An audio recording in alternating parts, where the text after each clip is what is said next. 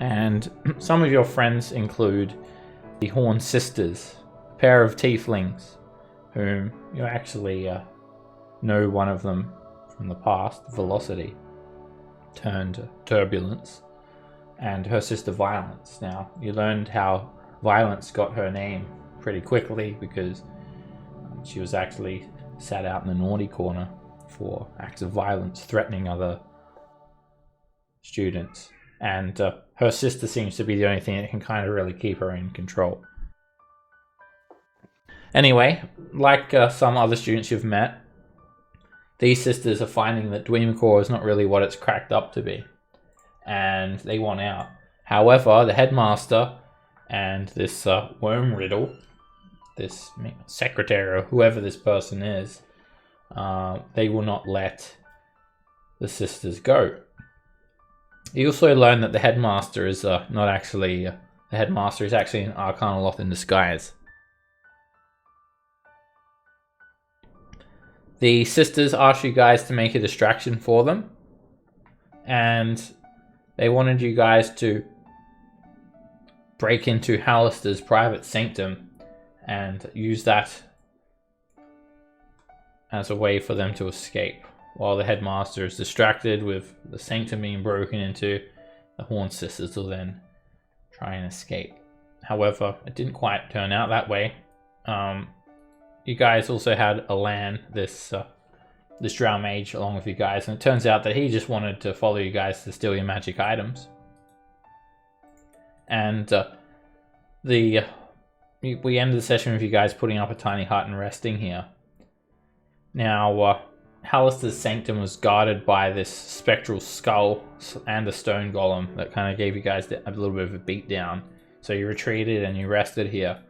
The Horn Sisters, in their invisible state, had actually snuck by you guys but couldn't help but sort of whispering a little bit and whatnot, and you guys called out to them and told them that the sanctum is you've cleared the way and that they should head in there. So they did, and they soon fell victim to the same trap that you guys did, and when they returned, they were not very happy having been lied to, and they've threatened to dispel your tiny hut now, and you know this is only going to end badly. So we're going to roll initiative. But at that exact same moment, Pavel, you arrive. The last thing you remember was about to break into Hollister's sanctum, and then you disappeared.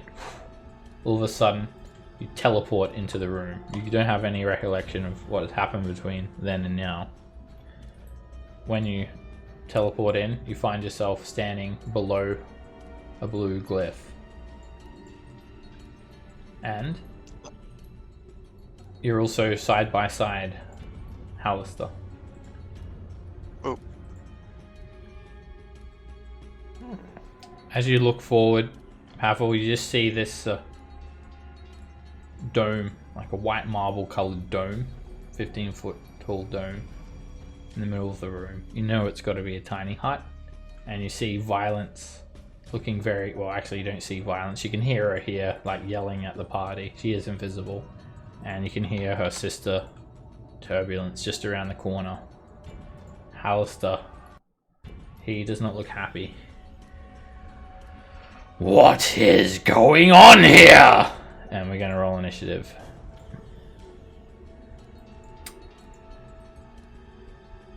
Brew, you're up.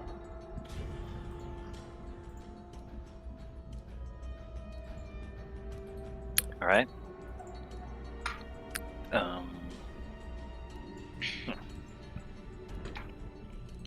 Looks like we're gonna get. Looks like it's time for a fight. I'm gonna run up here and try to grapple Turbulence and knock her to the. I think. Let me just. Actually.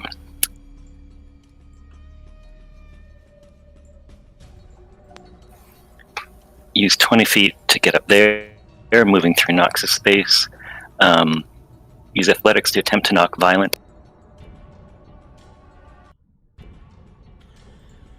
Alright, you just bounce into her and you hear her hit the ground prone.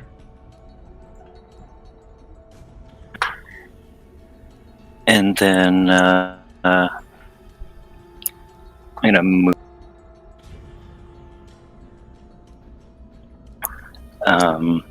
Attempt to grapple Turbulent.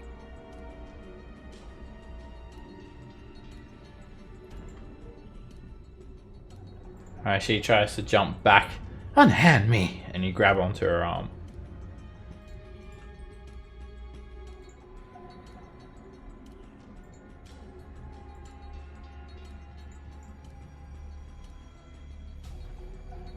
Are you there, Brew? I think you must have... Can you guys hear me? Hello? Hello? Hello, can you guys hear me?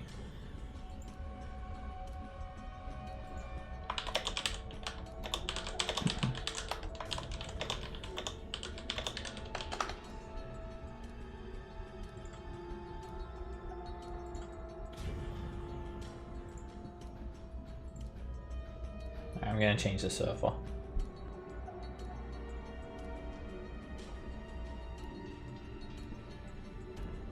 Hello?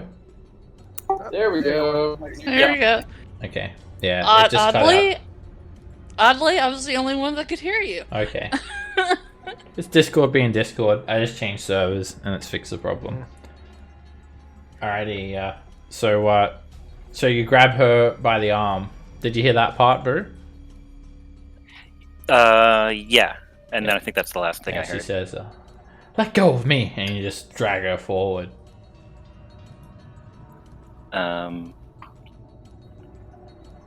Yeah, and if possible, I want to just put her right beside Violence there. Do you have any movement left?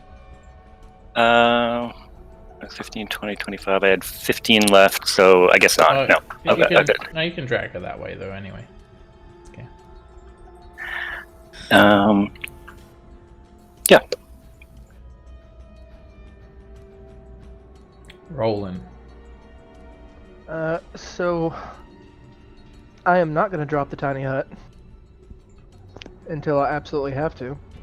I will come up to the edge of it though, and I will I'll say now there's no need to resort to, forgive the pun please, violence. We can all talk about this like civilized people. And Hollister, nice to see you, I suppose. Nothing untoward is happening. Hollister doesn't respond, but Violence just screams at you. I don't think so, pal! Yeah, we really enjoyed that nice touch. You know, about the whole saying that the way was clear and not. Oh, you're gonna pay for that. I don't know how we didn't make a unholy racket when we were fighting those Yugoloths, but well, whatever. And I'm going to hold a vicious mockery for either of the horned sisters that dispel the tiny hut. I'm not gonna attack Hollister. Okay. Yeah. So if the tiny hut gets dispelled, who will vicious mockery? One of the horned sisters, yeah. Okay. Yeah, whoever Right. dispelled it. That's exactly what... Actually, no, Turbulence is not going to... She's just going to actually cast a spell. And it's a cone of cold in Brew's face. She just holds up her hand in your face, and a big 60-foot cone of frost. It completely goes over the tiny hut. It goes around it, fills the ceiling and the remainder of the room to the south. And Brew, you're on the ground. I told you to unhand me. As you just collapse onto the ground, you're seriously injured, frostbitten. She sort of dusts herself off. Then she turns around. Oh, Headmaster! Guess what? We caught these scoundrels trying to break into your office. and we're trying to put things right. We told them they shouldn't be back here. You goddamn liar. Hollister still doesn't say anything.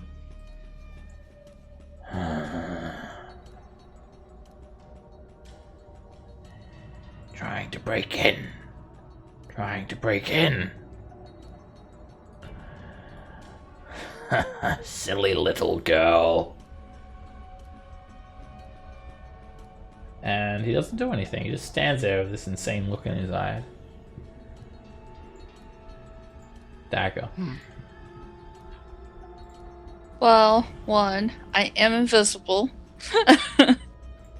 But two, I'm going to say, what is it with all of you students wanting to rob Hollister?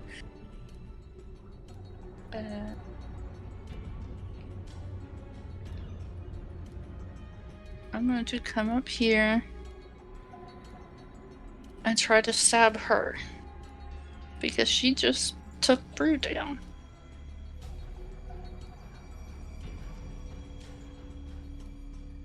That hits. Let me make sure I have my sneak attack turned on.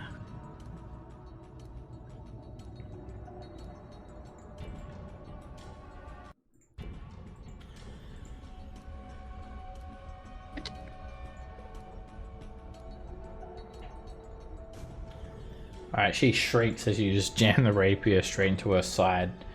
And she winces in pain. You bitch! She says as you become visible. You're gonna pay for that! I'm going to disengage. 20, 25. I don't want to go over there.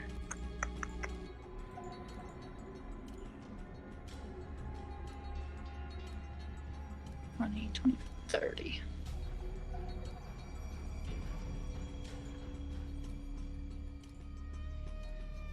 Nox. So, alright. I'm not playing around anymore. So I'm going to...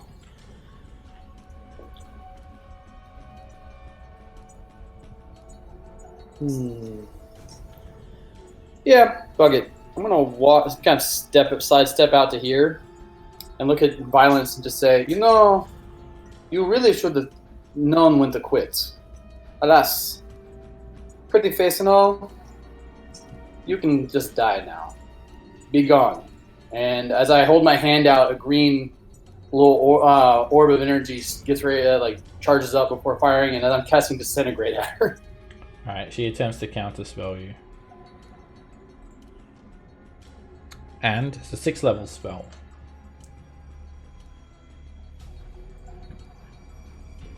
She does. She becomes visible, and you just see her hand sort of twisted around. She's breathing heavily as she struggles to tie that knot in the arcane weave to counterspell you. You can tell it just really overexerted her, and she's not. I'm gonna move to here. Too healthy. I think I've asked this before. Can I twin and quicken spell the same spell? I don't think you can do meta magic on 2 spells unless it says that you can. Okay. Well, then I will quicken spell Shocking Grasp Violence on the floor. Okay. That hits her. And just sort of zap her a bit. The worst damage I've ever done. And I'll use my last 5 feet back in the hut.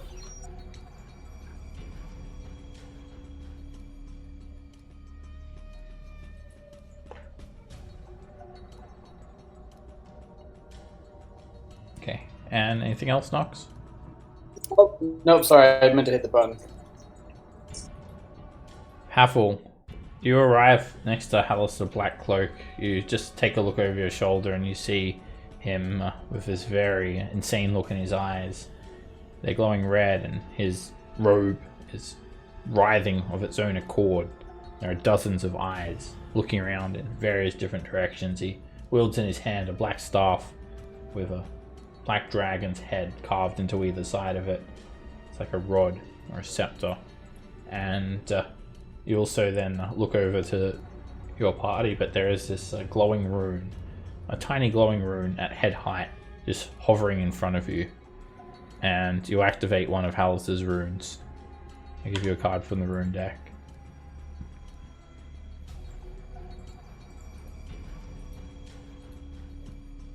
It is glowing red, and then it goes green, and then red, then green, red, green, red, green, red, green.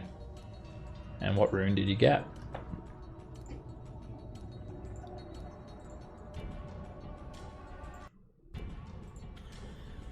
Hello? Can you guys hear him? No. Can hear you. Oh man, Discord. Discord's been trash lately. Hello? Hello. Testing? More. Okay, cool. I don't know what the heck happened. I got a Lamath, Elder Rune of Security. Alright, roll a 1d20. The Okay. Lamath rune just appears in front of you. It's pretty small. It's smaller than your face. And it's just hovering around. Where did I put these runes? Wait, where are the runes? I can't find them. Oh, I know where they are. Alright, the Lamath rune. Alright, it stops on green, and then it makes this noise, and then green sparkles shower over you like confetti, and you get the boon effect. Once within the next 24 hours, you can use your reaction to reduce the damage you take from one source by 10d6. That stays with you for 24 hours. I'll use it before then. Yeah, I'll let you know when you think it's going to expire, if you haven't used it already. Alright, and you get your turn now. Pavel's gonna be all confused. First of all, he was one place 1 second, another place another second. Looks defying going on, see Bruce go down. A little bit angry. He thought he was supposed to help the sister, just now he's like, what the fuck is going on? And he's just kind of like, and he's gonna, he's still confused about everything, so he's just gonna take out Tearline and just be like, I'm just, in his mind, he's like, I'm okay, help out friends. I don't know, kill, so non-violence, kinda, and like, he's gonna walk up, and he's just gonna smack a bunch of times. No, the mean one. The mean one was the one that messed me up. This one, I'm gonna smack violence a bunch of times with the sword. I'm gonna half sword it and hit her with the pommel. Yeah, there you go. That's what I'll do.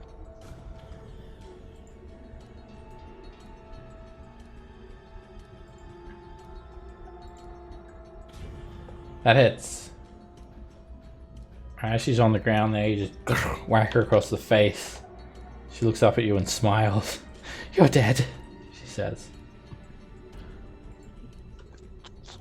What's going on? Why are you trying to... And you whack her again. Again, you just smack her onto the ground. Blood paints the stark white marble floor. And again. Oh, that's one-handed. Alright, that hits. Just roll the damage from the two-handed one. Okay.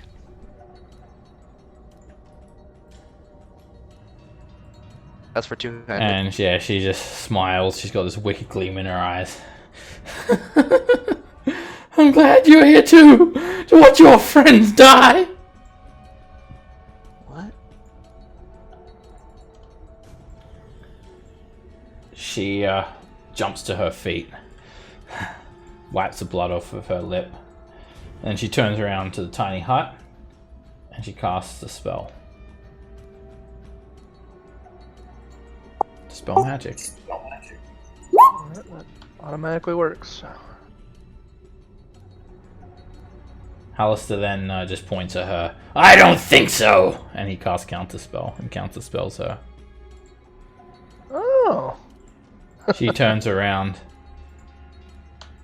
As that happens, Velocity is going to attempt to counterspell Hollister. And wow. she does. No, I think I'm going to counterspell her. You can't, you're inside the hut. Well, yeah, you can't through the hut. Oh, The hut goes down, and Roland, you can use your reaction now. I viciously mock violence. Violence is wrong, violence.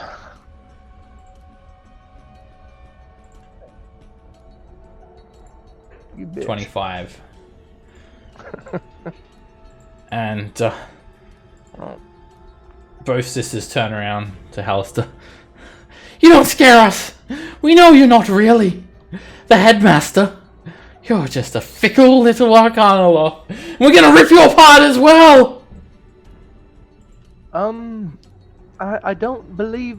you know what? She Okay, steps I'm out. back. I'm out. Come on, hit me! She says to you, Pavel.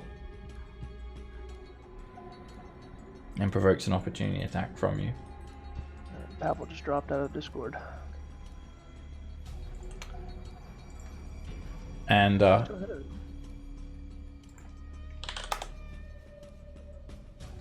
he hits. Sorry. Pavel, when you hit her, she turns around, points her finger at you, and a whirlwind of fire wraps around you, and she does a hellish rebuke. Make a dexterity save.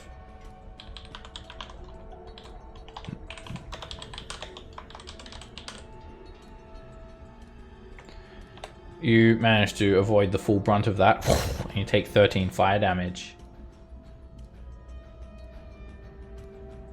And she just cackles maniacally. Come on, do you want some as well? And then she moves over here, and then she moves down here.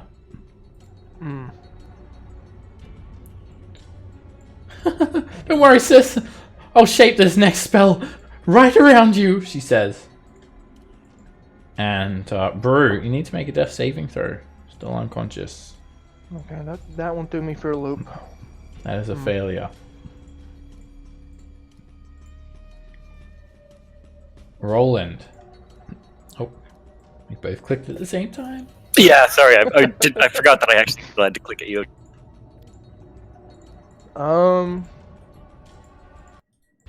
Alright, so... Yeah, we gotta get Brew back up. So, we're gonna go with, I'm gonna reach down and not so hesitantly touch him because he's, you know, somewhat clean. You know, some demon ichor has been on him recently, but... I'm gonna hit him with a 5th level Cure Wounds. Ooh, thanks, buddy. Oh man, that could have been better.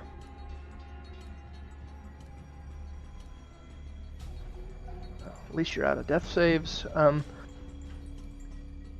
then, with my bonus action, I shall, with my last bardic inspiration, power chord, boing, for all of my friends. Oh yeah! Dagger, Brew, Nox, and you know what? Hollister too. If he wants it. Damn it, I already He used does my not reaction. react in any way. He's just mumbling to himself something under his breath that you can't hear. Oh, that's fine. He's looking increasingly agitated. I know Pavel can't move because he already used his reaction, but anybody else that wants to? Yeah, I will. I use half my.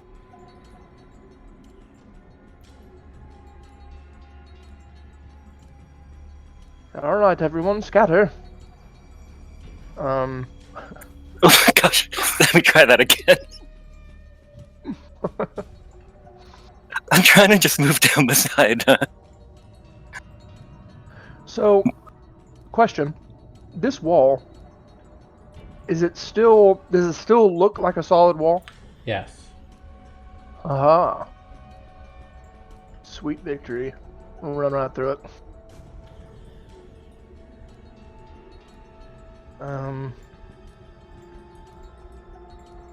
Yep, that's my turn.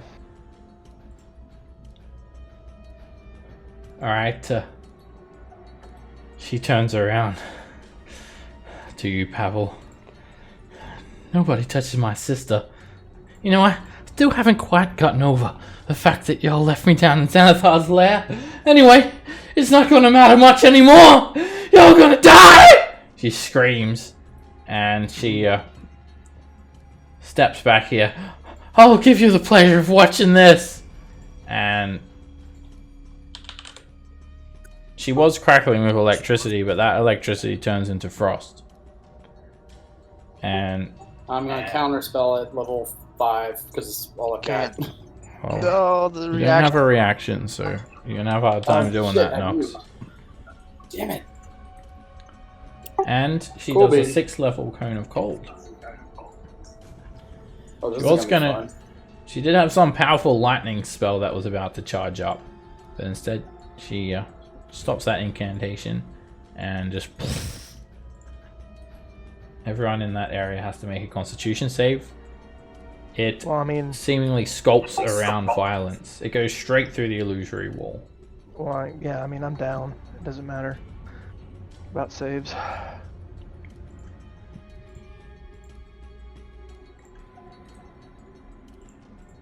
Nox, you're hit for 50 points of cold damage. I'm down. Brew, you're hit for 25 points of cold damage. It sculpts around violence, and Roland, it reaches you. You feel this cold burn, and you also, your vision fades away as you slump onto the ground. Violence, just turbulence, sorry, cackles maniacally. You see that, Headmaster? You see what we've learned here? You're gonna learn exactly what we've learned as well. Should have killed them when we found them. You're all going to learn exactly what you know. Hollister very calmly walks forward.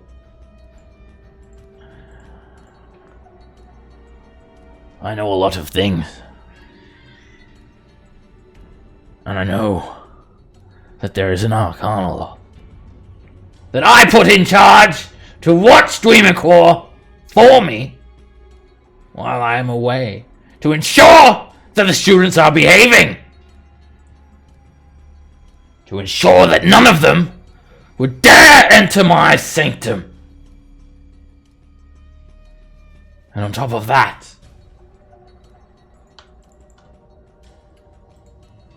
he is actually now going to then just stop going on his tangent. I need these to clear Drow. These are cleaners! How dare you? You know what? Violence, turbulence, you are expelled. I wish you were never even born. And when he says that, they both disappear. Instantly. Oh my god. Holy shit! He casts Wish and makes them both disappear. Okay. Oh shit. Oh god. Thank you, Seb, a merciful DM. Brew just stares gobsmacked. What? Where did they go? I see Brew just immediately trying the same trick. Be like, I wish. yeah, exactly. Alright, 2 people are still down, so we're going to stay in initiative, but that's the end of Hollister's turn. Dagger.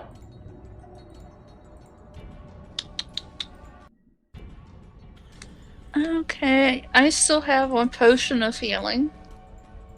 So I'm going to run over to Nox and feed it to him.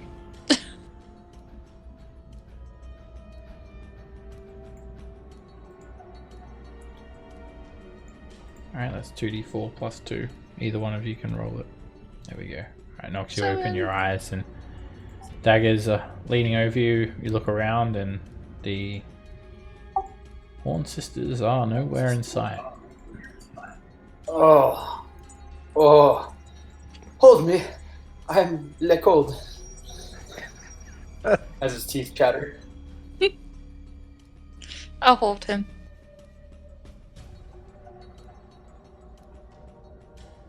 Nox. I look around and just. Hey, wait. Has anyone seen Roland? He ran that way. Yeah, he went that way. Yeah. Man, I don't even know if I've got enough. No, I don't. I just look at Pavel. Pavel, go check on him. He's behind the false wall. And that's All my right. turn. Pavel. Okay, I'll go check on him. Wonder if he's okay. I feel like he's fine. He's probably fine. Oh no, he's not fine. Okay. You come through the wall and Roland is just splayed out. Luckily, I have this, and I should really practice more often. But yeah, I'm gonna take out a healer's kit and stabilize Roland. Nice. Okay. You're stable. I'm gonna break initiative. I didn't even know you had that, or I'd forgotten. I am practicing as a medical practitioner. Okay. You're a man of many skills, Pavel. Many talents. I try. Gotta learn new skills. I'll pick up Now. Roland and I'm gonna drag him. Stop talking! You make me sick. All of you disgust me. Especially him. Actually, kind of clean. He points to Brew. Anyway! He casts telekinesis and he shifts Roland's body over. Slides along the ground. And he sort of props you up so you look like you're setting up, but you're still just like, your head bobs to the side because you're still unconscious. Weekend at Bernie style. Yep. I apologize! How the other students have behaved. I can assure you they've been expelled. And you are all welcome in Dweomercore. Cleaners. And then he points to the wall. Down that way, you'll find level 10 of Undermountain. And that level is full of drow. Your job is to clean house. I want those drow exterminated! We have a vermin problem, you see. Pests, they are. I'm sure adventurers get bored. What sort of rating would you give me out of between 1 or 5 stars for the variety of content you've encountered on the various levels that you've explored?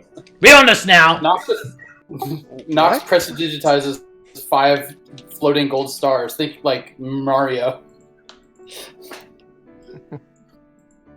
Are you trying to patronize me? He steps forward. No. You asked. I said be honest. He is giving you signs of just how happy I am that I have your permission to exterminate the drow. Drow, yes! He knows how much that makes me happy. There's drow here, there's drow there. There's drow on level 3. There's drow on level 8. There's too many damn drow in this dungeon!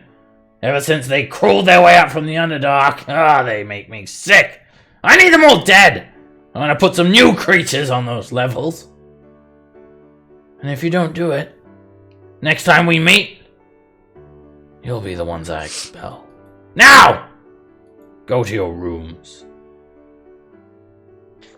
And then he Hollister disappears. before. I was gonna say thank you to him. Okay.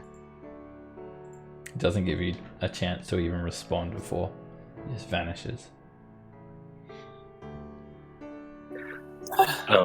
Shall we give him a shoulder here, pals? I'm already grabbing him, but yeah. Okay. Let's both give him. Oh, a Roland shoulder. is dead weight at this point. Yeah, but I don't imagine Roland to be a heavy person. Right. He's kind of he's a little tall, but he's pretty skinny. He's Not lanky. like that to him. You can Yeah. fireman's carry him, Pavel. Yeah. You guys also get 580 experience for that encounter. Sweet.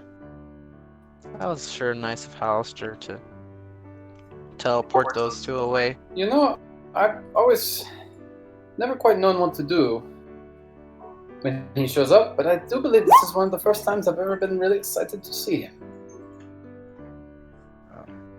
Now, Roland is unconscious at the moment, but just to be sure, other people caught that he said drow on level 8, right? Yeah. No? I thought you said level 10. Yeah, he pointed to the You want? stairs and said there's drow there on level 10 and he wants them dead. Oh yeah. He was talking when he was going on his rant about where all the drow are. I think he Yeah, said there, level there's some drow on level 8. They're already being killed. You guys, Oh yeah, we did kill him already. Yes. Did we kill They them will- all? They're all dead, don't worry. They're dead.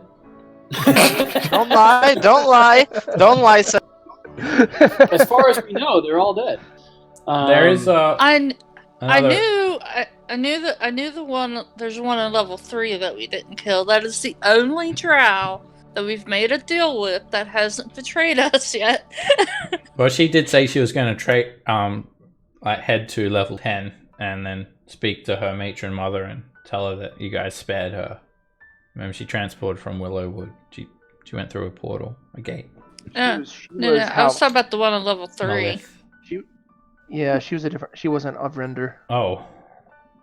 Level 3? No, the guy, the male one with the were rat. Oh, level 2. Rizaril. Oh, he's level 2. I thought he was level 3. Now, he was a Zentarum. Member of the Zentarum. He's a Zentarum. He's a Zentarum contact. He's just weird. You knocks could go looks back around and kill the him at other some one, stage if you want, Dagger. What? You could go back to level 2 and kill him at some stage if you need to. He hasn't betrayed me yet, so he's okay. Yeah. The key word is yet. So, from what Hollister sort of said to you guys, it sounded like you're now welcome in Dweomercore. Like, as more than just cleaners.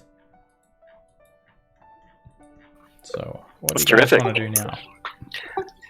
I think he said something about rooms. I could use a shower and then a good night's rest. And Roland here could use all of that and probably a shot of whiskey. Yeah. Roland says nothing. I agree. Let's definitely take a rest in the shower. Yes, we finally got Brew to be clean. Let's keep him that way. Brew shows off his tattoos. See, I got this one when I was 5 for having brewed my first beer, and this. See, we never knew all of this about you until we got you cleaned. True. See, I've always thought you just had odd discoloration, possibly psoriasis. I'm starting to see the benefits of the hygienes. Shall we find it? Yeah. Yes, let us. Does anyone know which? They'd be back up this way, yeah. I believe so, yes. I'll have everyone I'm make gonna an insight check. I'm gonna go back invisible. Did you say everybody? Yep. Except for Roland. Well, I was gonna say except for the unconscious guy. Alright, when you think about going back to those rooms, you also think about the other students. Think about the other students. You know, Maybe a little snooze in the hallway. let us everyone into the non-existent wall. Yeah, you feel like all the surviving students probably hate your guts about the stage and probably want to kill you as well. All right, everyone, gets comfy. Nox pulls out his flask and passes it around. Let us take rests in a watch. Where? Alright, this is a safe place to rest. So you guys can just hang out here and everyone can take a long rest. Thank Christ. I'm taking a nap. Do we Pull out a bedroll. do we not have a long comfy. rest button for this one? I don't think so. Okay, I failed you. just- No long rest button.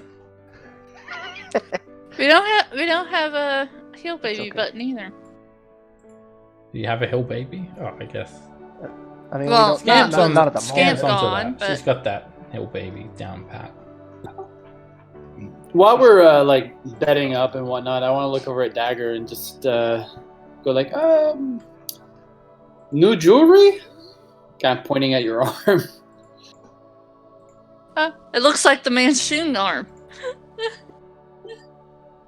Ah, I see what you did there. That's not very nice. Dagger's then got I- her own Manchun arm. Where's yours, Knox?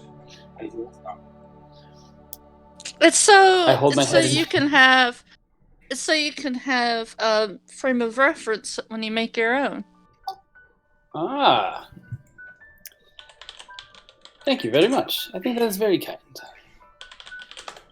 As we It's crude to what I'm used to from where I'm from, but you know. oh, they make better in your home dimension.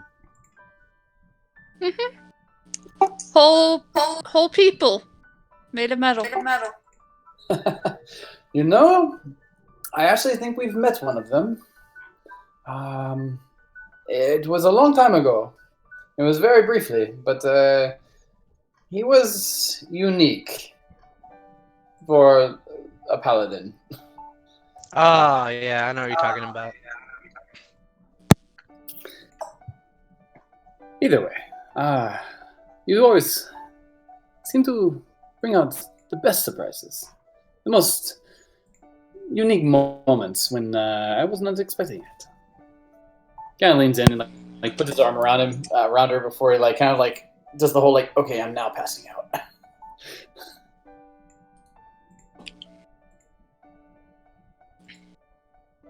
All right, you guys wake up a time later. You just sort of lean up against the walls, or you've got your bedrolls out or whatnot, and all of a sudden you kind of stir, and you're awake once again, just in this dark, quiet tunnel with a long staircase to your west and the invisible wall. Oh, sorry, not the illusory wall to your east. As we come to, go ahead. Ah, so we're not all dead. That's good. So, what exactly happened? Well, to put it bluntly, and believe it or not, Hollister saved our ass. I do not know why, because he is, how you say, out of his marbles. But he expelled the two sisters, casting a spell that I personally have never seen done in person, and it was rather abrupt. Well, how about that? So what's our plan? Well,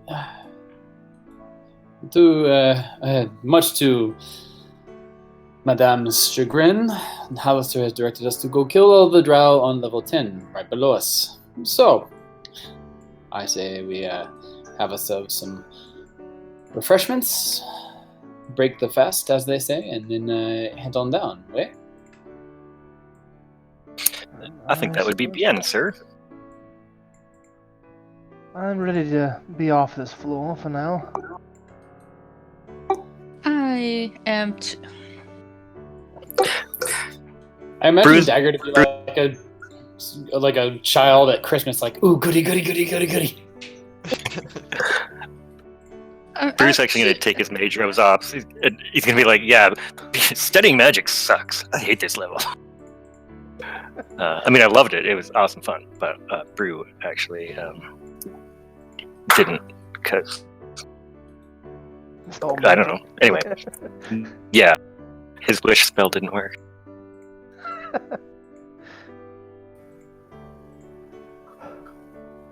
Well, All right. Well, if Onward and everybody's downward. ready, we onward and downward. Okay, you guys head down these stairs, and they're not as long as what they seemed yesterday. It's kind of strange. They seem to just go on forever and ever, like hundreds of feet. But when you look down now, you can actually just see the landing at the bottom of the stairs. They're only about 40 feet down. And then you see these purple flagstones. Smooth flagstone flooring. And welcome to level 10. Mural's Gauntlet. Woo! Everybody gains a week of downtime.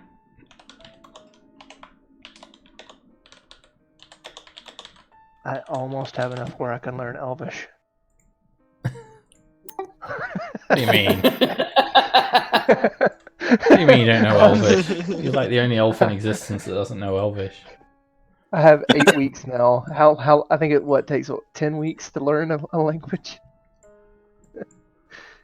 Okay. Is it 10 to... 10 minus your intelligence modifier. Oh. And what if you have a then penalty? I have enough right now to learn it. I'm not going to though. What if you have a what? What if you have a penalty to your intelligence? It doesn't reduce it. It doesn't reduce? Oh, good. Can you learn anything? Like a new skill? Just a language? I think you can learn proficiencies as well. Yeah. Anyway, can do that offline. As you guys head down, straight away you get this like unique vibe to this level. The architecture is what gives it this vibe. Now the corridor that you're in isn't particularly wide. In fact, it's just your regular 10 by 10, 10 wide, 10 high. But up ahead, you start to see the ceiling arch, and it's bridged. The walls though, they're made from some sort of purple stone, and there is this web-like lattice work all over the stone. It gives it the appearance of a drow fortress. But I mean, it's old though, and there are these web arches that form the ceiling. A lot of the walls are cracked. Bits of stone are broken off, and there are shattered pieces of rubble and cobwebs everywhere. Everything is kind of chipped and worn.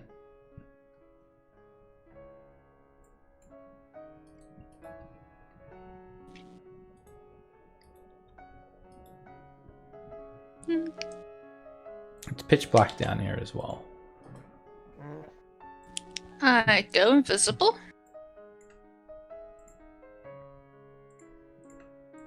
Daga, if you would lead the way, please, as usual.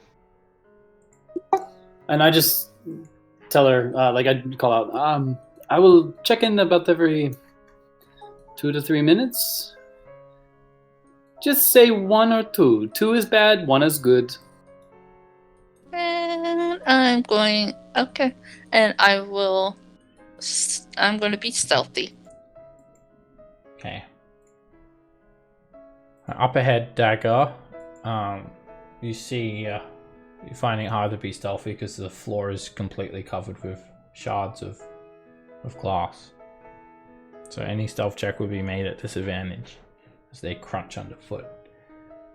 So there's a corridor here. You see some of these web arches spanning the hall. Now the hall is huge, 20 feet high. 20 feet wide, 30 feet high. So it's a large sort of temple fortress. The lattice work arches serve as buttresses and rafters.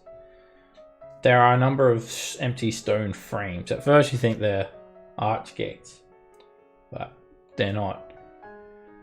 They're kind of tall. They're each about 15 feet tall, and they're also arched. They are stone frames sculpted into the walls. They appear to have once held mirrors, but now they're empty. And yeah, there's just like shattered mirror and glass everywhere. There is a few like large shards of mirror as well. And everyone roll me a 1d20.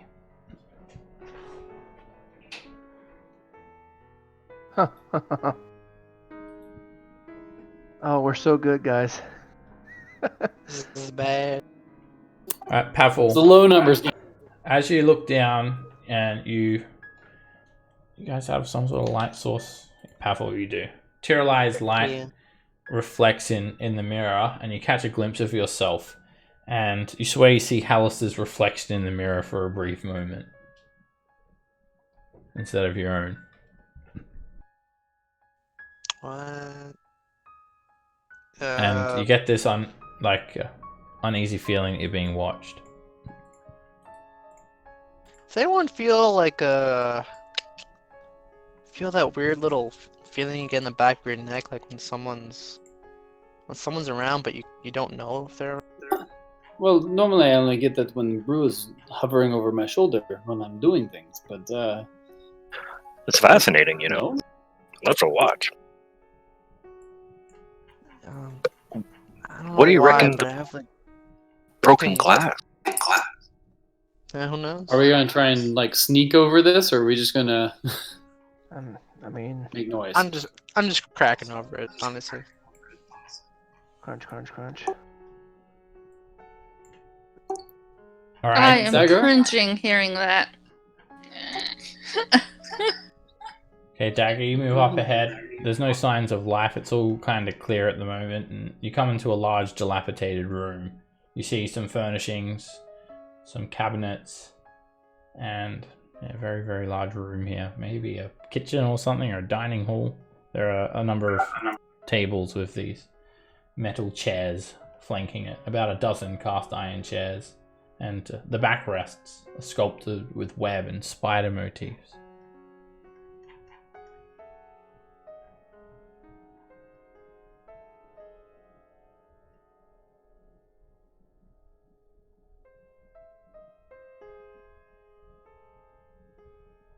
Oh, is this the door? Yes, there's a very large set of arched doors here. They're 12 feet high, double doors. There's a single cabinet as well. It's been tipped over and lays wrecked towards the north of the room. At this stage, you guys hear this loud booming voice in Elvish. Someone here understands Elvish, right? I do. Yeah, I do. And so does Dagger, I think. Okay. It says, The Spider Queen blesses House of Rinda. The battle to break House Freth's hold on the passages below brings victory after victory.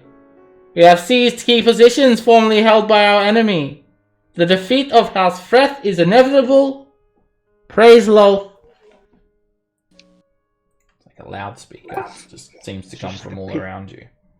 Just a PA. I believe that is indoctrination or propaganda. I Would do you not know like what to call learn it. more? Click yes. Yeah, if you would like to know more, press 1. I'm going to check out this overturned cabinet. I'm going to see if there's traps on these doors. Dagger, you make a perception check. And as you're checking out these doors, they're they're large doors. Serious business. They're made of stone and they're painted purple. There is like two sets of handles near the interior of the doors, and they're shaped to look like a half spider web. You can like grab and pull the doors open or push them. The doors look fine to you, Dagger. And Roland, as you take a look around the cabinet, there was like a glass panel that's been smashed, and there's a bit of wreckage piled up behind it. And the cabinet looked kind of ornate. It's made from this black wood, and someone's messed it up. You also notice just around you, like the floor is sort of sagging. The tiles are very uneven here, and the walls have this like cracked purple peeling wallpaper coming off of them.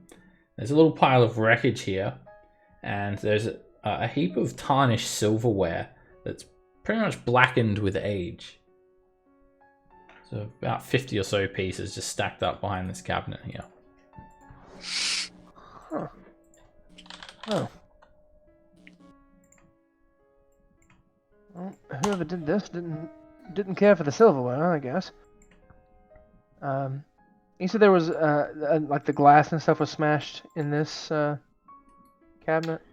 Yeah, it looks like it just held some crockery, pots, pans, and whatnot, and someone's just like hit it, broken it, tipped the shelf over, maybe looted it as well. Okay. And the place looks like disused. There's dust everywhere, cobwebs building up.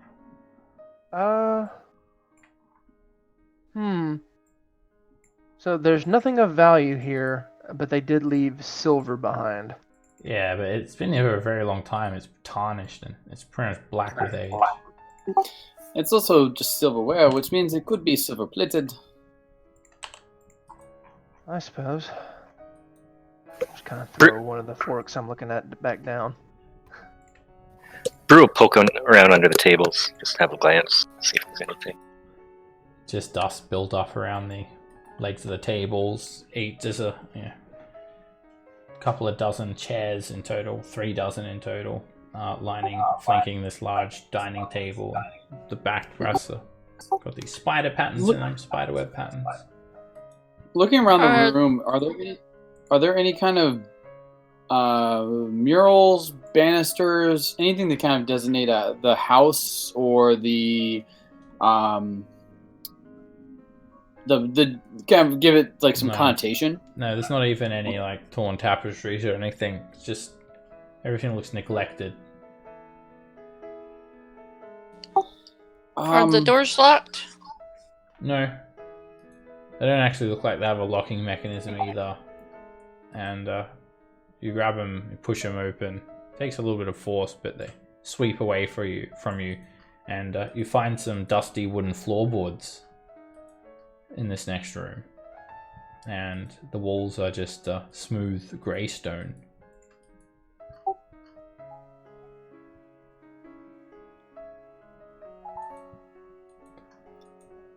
Up ahead, there's a miss.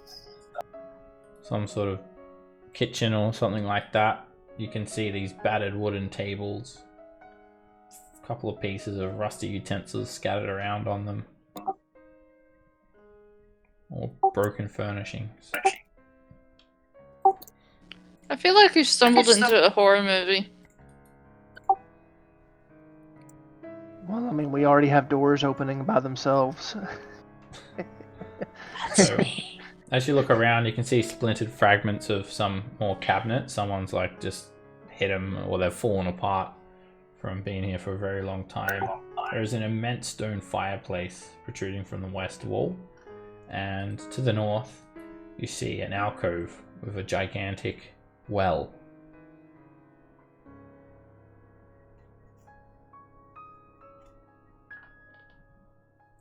As you move up Dagger and Nox moves into the room, suddenly all of the accoutrements that are atop these tables, the utensils, they rise.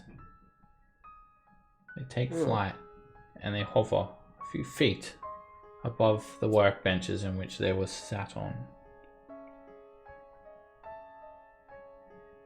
They start moving around. There's a Are they moving aggressively kettle. No, very slowly. They're just sort of jostling gently in the air, moving around in no particular order. It's a little bit chaotic, but majestic at the same time. And an iron kettle taps against a wooden ladle. It sends the kettle orbiting around in a slightly different angle. And a few more pieces are just crashing into one another. What in the world is going on here? I do believe we have a poltergeist.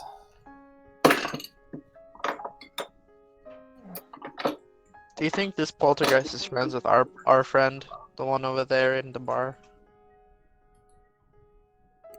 Probably not, seeing as the distance between them is too far, but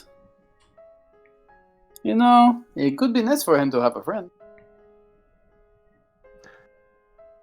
think we got lucky with Leth.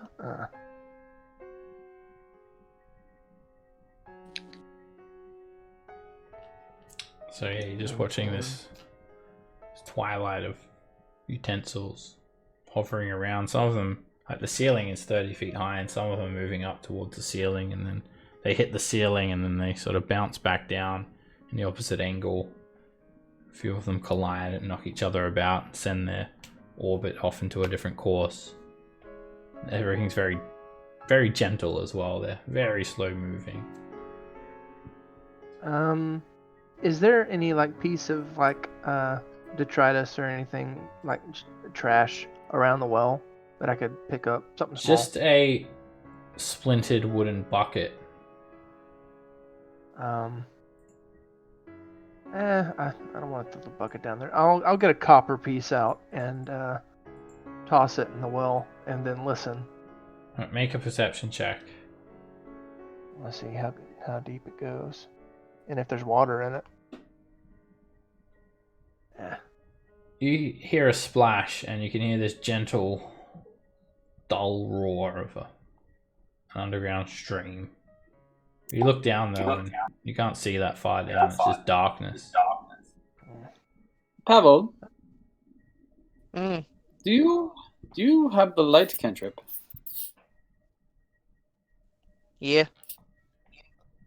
Come here. And I pull out one of my ball bearings. Tap it, please.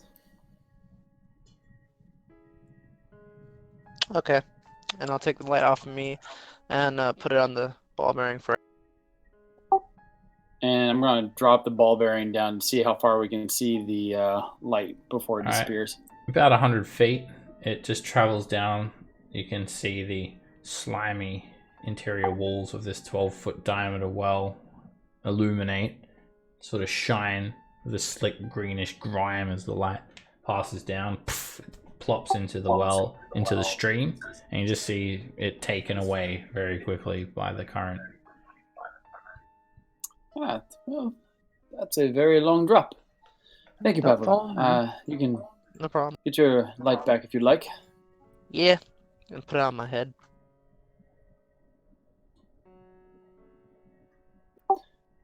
The architecture is somewhat different here as well. It doesn't really have this drow vibe. Does it remind us of anything else? Like humanoid, dwarvish? There's no particular real like style. It's just like a large mess hall. Is this a fireplace over here? Yeah, it's huge as well. It's like a massive fireplace. That's cool. The chimney is 5 foot wide. You look up and you can see it. It goes up for about 30 feet, and then it just abruptly stops. It's like it's been bricked in or caved in. I don't like this place. There's a pantry over here. You can see 3 tall cabinets made of some dark wood standing against the north walls, and the glass is still intact in these cabinets. They actually do sport web motifs, and there's a large stone table in the middle of the room, and it's covered with all manner of adventuring gear. There's also a table, a chest, sorry, under the table. You notice it. Just standing there under the table. It's made of wood and reinforced with some sort of copper-colored metal. See if it's trapped. You can make a perception check. So the adventuring gear on the table, is it old as well?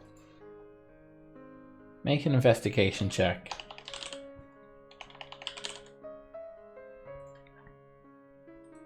I'm not rolling sure. really good tonight. How long it's been sitting here, but from what you can tell, it looks serviceable. I'll take rope if there's rope. Yeah, there's a few items here. There is ball bearing, string, candle, crowbar, hammer, piton, hood lantern, oil flask, tinderbox, water skin, a hempen rope. There's a few other items as well. Mess kit, a bedroll, some torches, water skins. Enough to put together a burglar's pack and an explorer's pack. But there's no rations or water. I want to at least take the rope, and then Brew can I know he's used some of his pythons. Can Yeah, back that would up. be handy. And the water skins, we might as well. I mean, why not take it all, really? Yeah, But- sure. Yeah, I'll snag, I guess 9 of the pythons. And 1 of the water skins. Alright, Dagger, you examine the chest, and it's 2.5 feet long, 1.5 feet wide, and about 1 foot tall. It's got a half barrel lid, and does not appear to be trapped. It does have a pretty solid looking lock on it though. Okay, I'll pull it out so I have room to work on it. You can make a thieves tools check.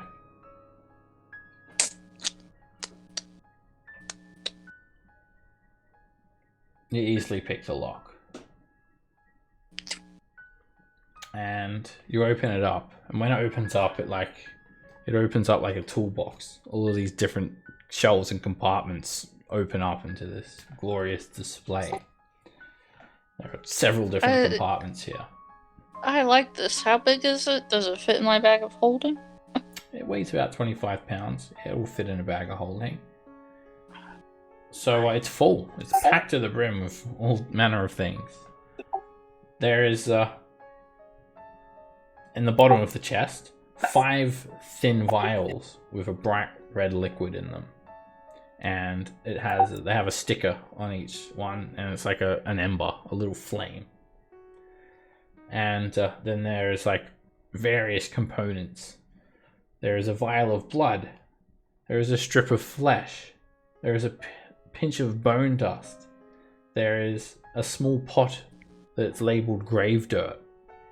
There is a pot which looks to have some sort of black water in it. There are 3 150 gold piece. They are 150 gold pieces, says Turlai. Black onyx gemstones. Oh god, I forgot you existed. There is a sliver of witchwood, a pouch of lime, a flask of water, a pouch of earth, a patch of wolf fur, a glass rod, a caterpillar cocoon, pouches of talc and powdered silver, a vial of bitumen and a live spider in a jar, and a pouch of gemstone powder. Can we see the items in this chest and then make an inference on what it may or who it may have belonged to, like in terms of like their job, not who exactly, but I think I know. Well, they've got to be a mage. These are all spell components. Yeah. All very specific. The only thing that has real value are the gemstones. And Turlai says, I want them. What? I want the gemstones. I want to take a closer look at them. Out of you can everything take here, a closer look, but you already have 750 on you. Like this is good. Yes, This is but good, I want right? to see the grade. They are remarkably preserved. And actually, you do notice everything is very well preserved here. Must have not been here for a very long time, because a lot of these things are perishable. Especially a live spider. There's just like a Yeah, live that's what I was spider thinking. in a jar. And yeah, it makes you feel like this chest has some sort of magical property. What are you saying, Nox? So it can be identified. I was going to say that I would like to, if no one else cares, those spell components at some point could come in handy. Well, I was gonna put it in my bag. The box too, yes, but because anything that can keep a spider Well, alive without feeding or air. Alright, also, those of you proficient with Arcana, or if you're an arcane spellcaster, Make me an Arcana check. I'm getting banana bread. Bards are considered arcane, right? Yep. Alright. You guys are actually able to... Maybe it was your time in Dweomercore, but you're able to identify each different component. The bone dust is for animate dead. The witchwood is for dancing lights. The pouch of earth is for flesh to stone. The glass rod is for lightning bolts. The cocoon is for polymorph. The silver is for see invisibility. The spider is for spider climb. And the gemstone powder is for wall of force. I think this belonged to a drow. And the gemstones are for create undead. Well, I will definitely be taking the powder, as I can use that for the teleportation circles. It doesn't really ring drow to you. You'd expect to see like Evard's black tentacles, a web spell. But So it's definitely it's a high level, belongs to some sort of high level caster. Could be a drow. Generic as well. mage. You wouldn't exclude drow either. But why would they just leave it here? Well, do not because know they if planned they on left coming it. back, more than likely. Gelgos Argenray and Jevon Crotian are to be commended for the capture of House Freth's spy. Reward shall be paid to each of their houses. Praise Loth. I wonder if we can turn those off. I hope so, because it is giving me the... how you would say... It makes me want to goose step or something. I do not know. The heebie-jeebies. Yes, very much. Can I search around? They cut out So of it Knox. there, bro. What was that? This will be safe to put in my bag, right? Search for secret doors? I believe. Make a perception Yes, check. the components by themselves are harmless. So if you just close the lid and put it in the bag, I think if you'd like to carry it around, absolutely. Although at some point or another, I might raid it for supplies. Oh, of course. Are we gonna take the I whole like chest? the 'Cause- box. Yeah. It weighs 25 pounds, so note that down. That's 25 pounds of weight for the bag of holding. Brew, you take a look around. The walls are all made from smooth, undecorated stone, and there's nothing of interest on the walls. Is there anything on these shelves or cases or whatever these are? Yeah, you take a look, and they have some fancy-looking glasses, some teapots, various different kitchen items that you'd expect to find in a cabinet, some plates, blah blah blah, cups, mugs. It's the china cabinet. Well, it's not really like that fancy though. Oh, but it's where they're keeping their cutlery and their Yeah. whatever. Yeah. Okay. Well, I do believe that this is a dead end. Unless we need to search for a potential secret door. Because we all know that this place is fond of them.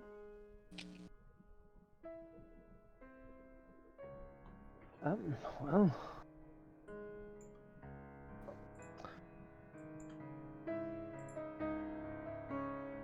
We always tend to find them when we need to. Patrol 6, please report to Captain's Rest for immediate orders.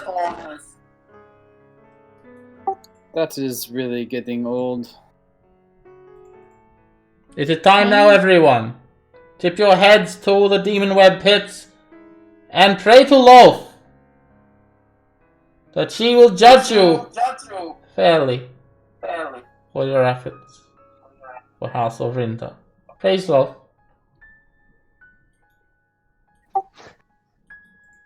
I take out some chalk from one of my pouches and just write in Elvish, "Fuck Loth," on a wall.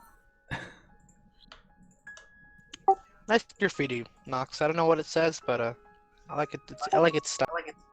Elvish is pretty no matter how you write it, so it looks nice. Hey, yeah, the door. Alright, continue on to this down these massive halls, and Dagger, There's another set of doors here. Okay. Don't ask me I why will I just see. emphasize your name. That's a- It's a very dramatic door. I was about to say, by the way, Dagger, you like ran off, and I was like, uh-oh, I don't know where she went. Alright, I knew where you I guys was. head around the corner here. And just another set of doors. Tall doors. Okay. They're about 15 Seeing feet if they're tall. trapped. Made of stone, painted purple. And you can make a perception check. Oh, that's a 14. Don't look trapped to you. While you're examining these doors, it takes you a brief moment. Roland. This is pretty funny. You hear a voice whispering in Elvish.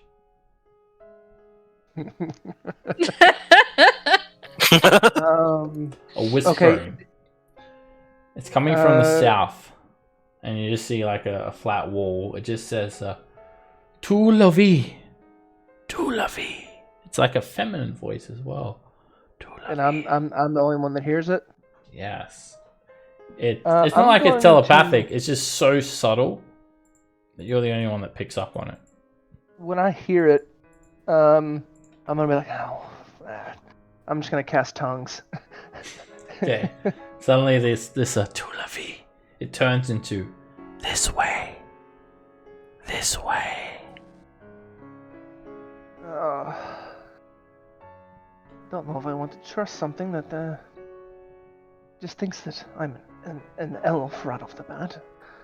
I'm gonna walk over to the wall and. So you're pretty much saying you're not going to trust anyone in existence. Yeah, I mean that'd probably be the better course of action at this point. But I'm gonna go check out the wall, see if there's any kind of secret door You can make a or perception anything check. like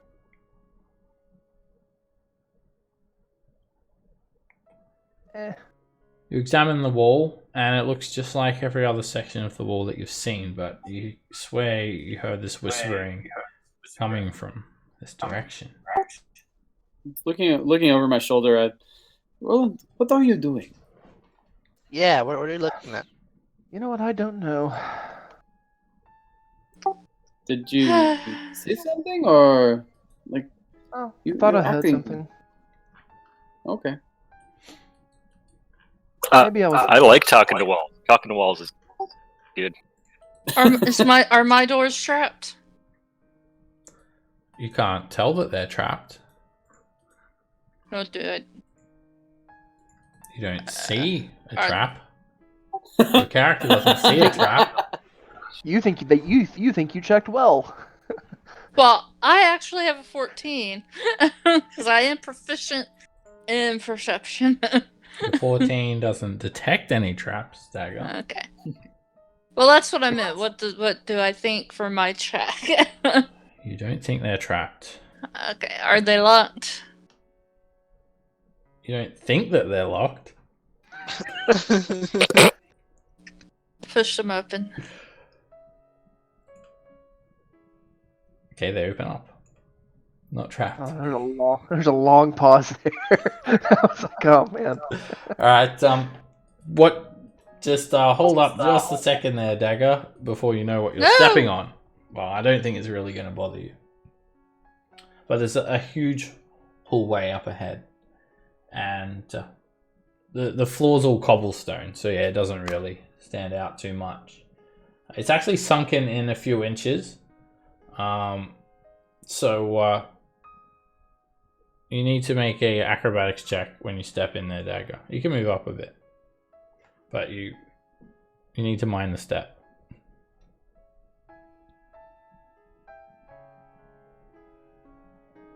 Please mind the gap. That's an 18. Okay, you almost lose your footing and trip as you don't expect the floor to decline a couple of inches, but you catch yourself and you land on your feet, and you hear a loud crunch. And you look down at the cobblestones, and you look up at the wall.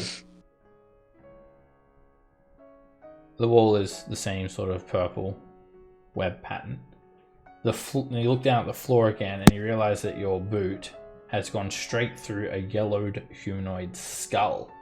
And then you take a look around, and the entire floor is made from humanoid skulls. Brittle humanoid this is skulls. fun. That one just, your foot just, it's like an eggshell, you just crunch straight through it. There has to be Take booby. hundreds, maybe even thousands of humanoid skulls here. You know, someone has awful taste, but, well, they executed it very well. Minora, report to the temple at once. Oh, and I can understand the PAs now. Yes, they're annoying, are they not? I suppose, yes. I would think it'd be even more annoying if you didn't understand them. I would Exactly. like to point out that while I am not one to normally be the voice of caution, is it not strange that we have not come across anyone at this point? Well, Yes, I would say I'm that it is stealthy. strange. I would say that it is rather strange that we've not come across something as of yet. But maybe they're just all gathered in one place for some ritual of some sort. Weren't we supposed to meet that bitch on this level? Yes, I believe we were. Well, we were supposed to meet her here so that we could pass safely through because we were so kind about leaving her alive. So, as you move, the skulls break and shift underfoot, and it's all difficult terrain. You're like crunching through a sea of skulls. Where do you get this many skulls? Very macabre. The ceiling extends even higher. You see a gigantic vaulted chamber up ahead. The ceiling is 40 feet high, and there are a number of drow statues placed around the room. And Is that a shadow on the floor? there is a gigantic spider clung to the ceiling. You see like a bit of a shadow, and you look up, and it's only a sculpture, but it's huge. It's about 30 feet above the floor, and it's clung to the ceiling by these, what looks like webs. It's a stone statue though. It resembles a giant tarantula. It's 20-foot diameter, and it's upside down, giving it the appearance that it's clung to the ceiling, but it's actually suspended by some sort of strong rope or something like that. Interesting. So, these statues are very lifelike, immense Uh-oh. detail. The one you stand next to, Roland, is a male drow. He's dressed in subtle leather armor. He's got a short sword out, and he has a bit of a nasty scowl on his face. He looks like he's like ready to fight. The detail is impeccable. Every strand of hair has been carved out. Oh man, that's never a good sign. No sculptor is that amazing. I want to look around. Are most of the statues male? No, there are some females. Oh, okay, interesting. This one is a female. That one is a male. Are any of them that bitch that we were to meet on this floor? Make a perception check for bitches, Dagger. Seek Well- them bitches out. I still rolled a 14. Right, no bitches I don't like detected. any job. No, there are 8 in total. 4 males and 4 females. I can't remember her name. I know it starts with an M. But that's it. And you notice every single one of them have a scarab insignia of House of Rinda on them. Do they all look ready to fight like the first one? Yeah, in some way or another. Some form or fashion. Can we tell how lifelike the tarantula looks? It's not as detailed. It's pretty high up though, so you don't get a good look at it. But it's pretty basic stone carving. Was the name of the person we were supposed to meet Manala? Because I'm pretty sure I heard.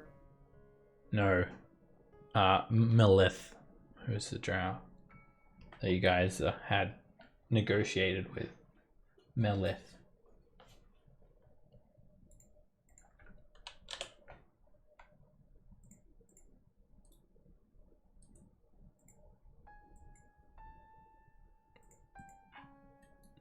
There's a door against the western wall here.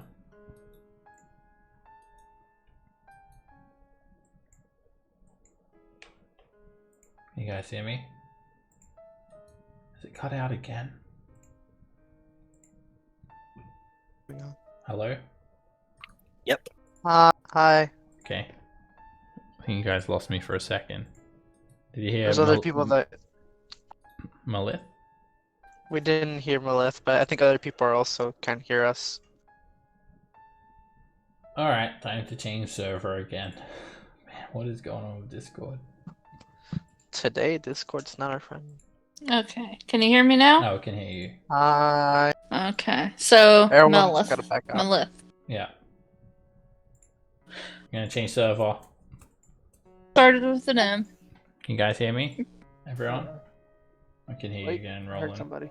Hey. you. Can we hear Ah, there it we is. Good can to hear you guys. everyone. Bueller. Bruce? Bueller. Still can't hear Seb. Oh, you guys can't Nope, hear me? No Seb. Wanna What go? about now? Can you hear me now? Yeah. I hear you now. Yeah. Oh no, they still can't hear me. I can't tell them about the monster that's coming right behind them. Right, can everyone hear Fuck. everyone? Yeah, Okay. I think so. I think so. Okay. I'm gonna. That is the only door. Okay. I'm gonna do my little routine. Check for traps. There was another door back in the skull room. Just like you know, Where? to the south. Oh, shit. Y'all didn't see that? I didn't see it. Yeah, I saw it. Okay. I was just wondering if we're gonna go there or go. Keep, it I doesn't matter to figure we me. go on one path. Okay. Make a perception check, Dagger. The doors look like these other tall, arch-shaped doors that you've seen here. Still 14. Maybe one day I'll roll perception above a 10. Doesn't look like it's trapped. Okay.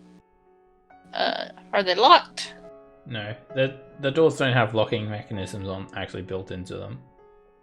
Okay. Just tell me if they're a different door other than the same ones I've been running into. I'll push these open. Oh, you'll know if it's a different door.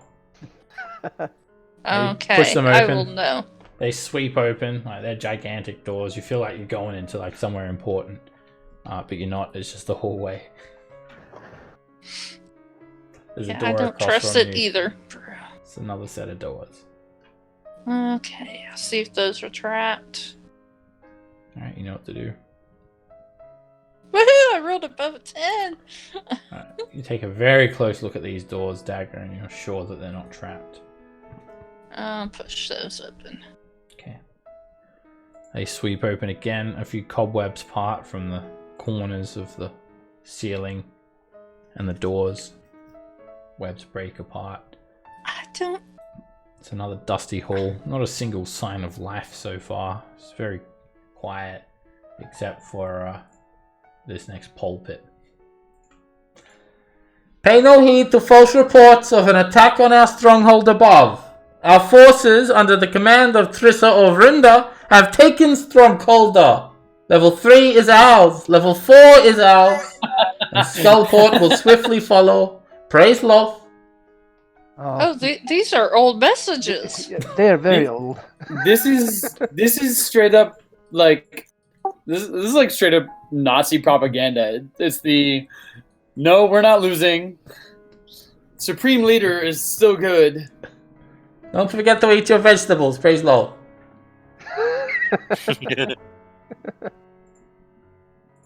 I haven't heard any more whispering, have I? No. There's only that section of wall that spoke to you. None of the other walls have spoken to you, Roland. Interesting. Alright, there's another gigantic room here. Again, it's so quiet.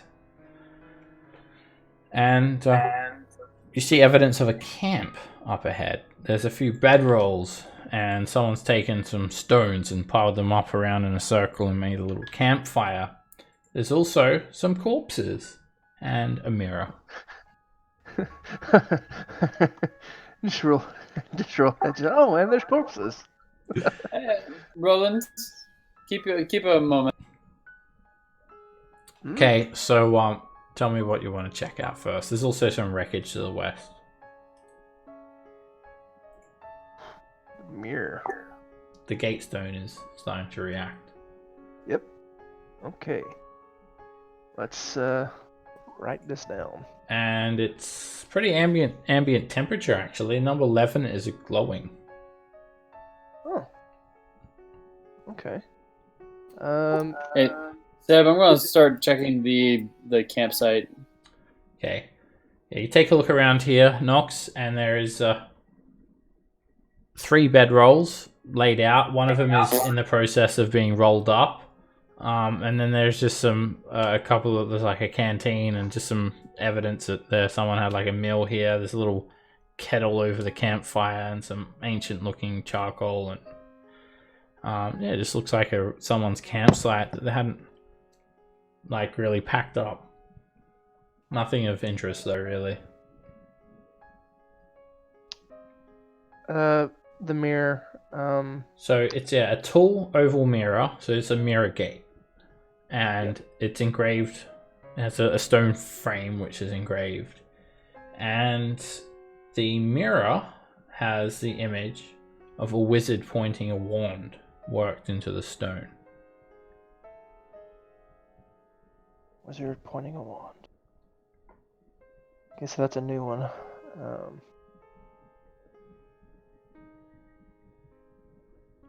And piled around are 4 badly rotted corpses of dwarves lying in a semicircle in front of the mirror. They must have been here for a while because their arms and armor are badly damaged. Their flesh is deteriorated almost to the bone.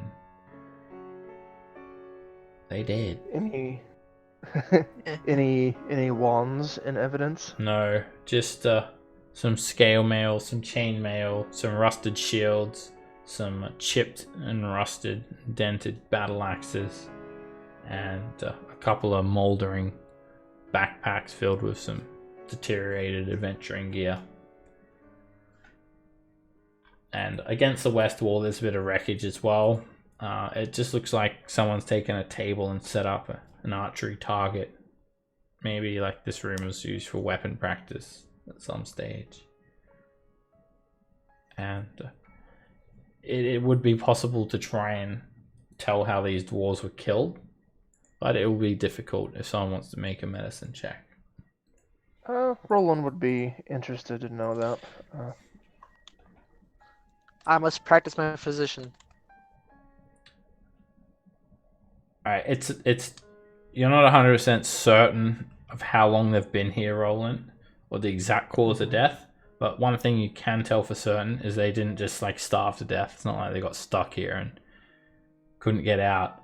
They were killed, and a very large blade has surgically finished them off, and it looked like a pretty quick fashion as well, like sword wounds, and also a large, it looks like a stinger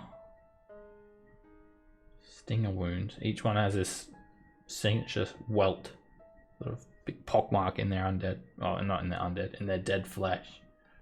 Sword and stinger wounds. Roland, it's clear that they died of starvation.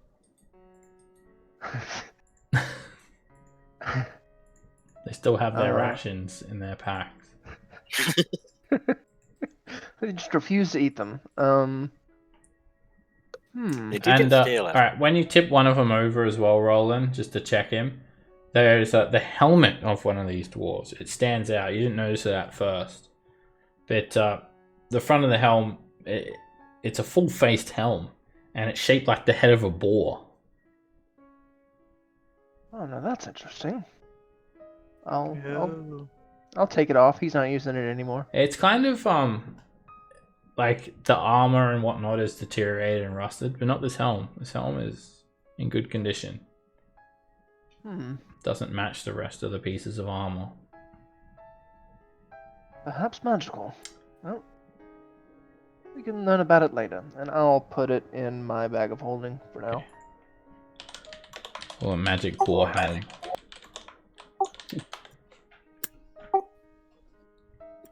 Sir Ham.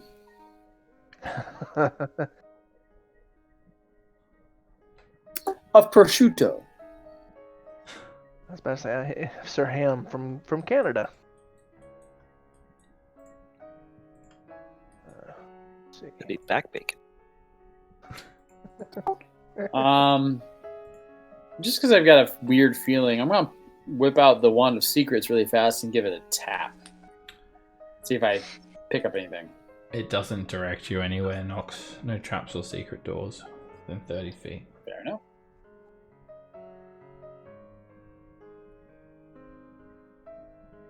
I'm checking out this In the store. middle of the room. Nox curses as he's like 35 feet away from every room.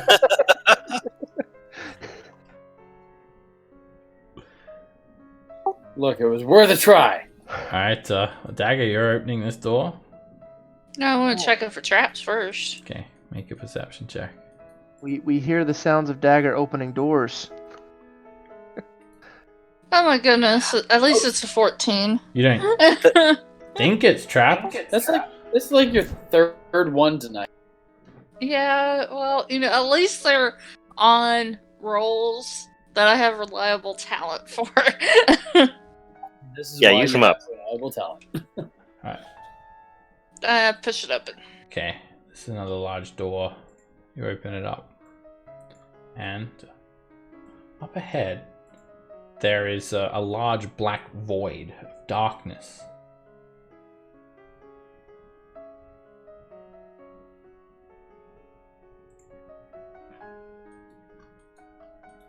I think I'll wait for the rest of the party. And oh my, what is that? Does it resemble like what we've seen as like a globe of darkness? Could be.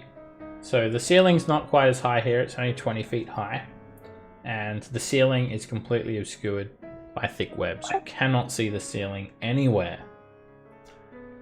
In the middle of this chamber is a 20-foot diameter hemisphere of darkness. It's like a dome. And it plots out pretty much that entire section of the room. And even Tiralai doesn't illuminate it with her magical light. Oh, so it is. And yeah, it's just a big Darkness globe with of magical darkness. variety. Oh, wish I had dispel magic, but that's Scamp's thing. Oh, more statues. Oh, more hay statue. Can I hear? Can we hear anything coming from the darkness at all? Make a perception check.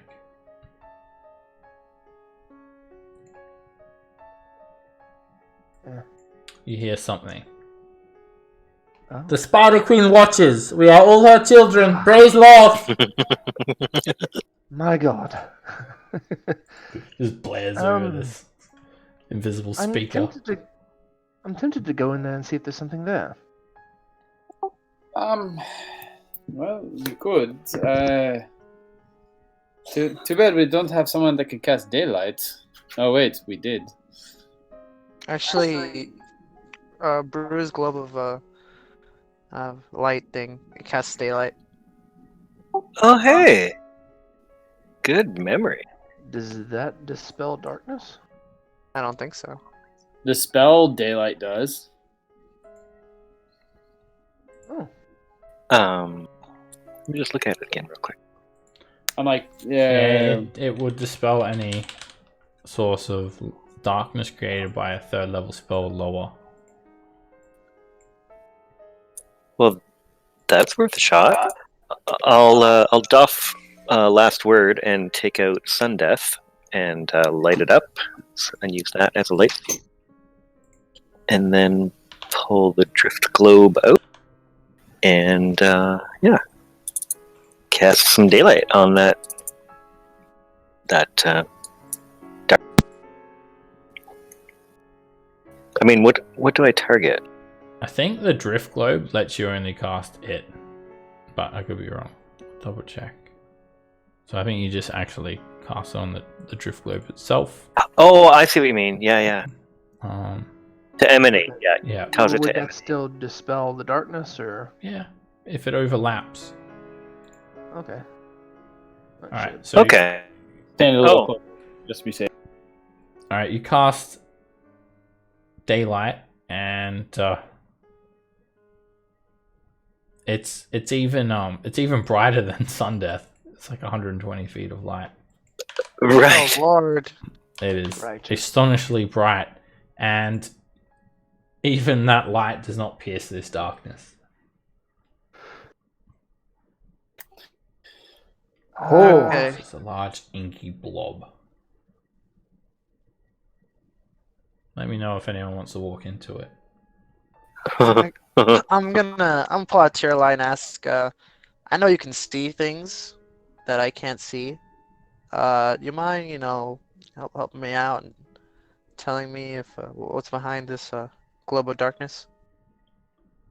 I cannot see through it. Really? Bizarre. I can see almost anything, but I cannot see through this. No. Huh. To perform an experiment, I want to run my fingers just kind of like through it, kind of like like the very beginning of Stargate when they're like poking it, but they're not actually putting their body through it. Yeah, Does you anything can happen? run your hand through it, and it's like, it just goes through it.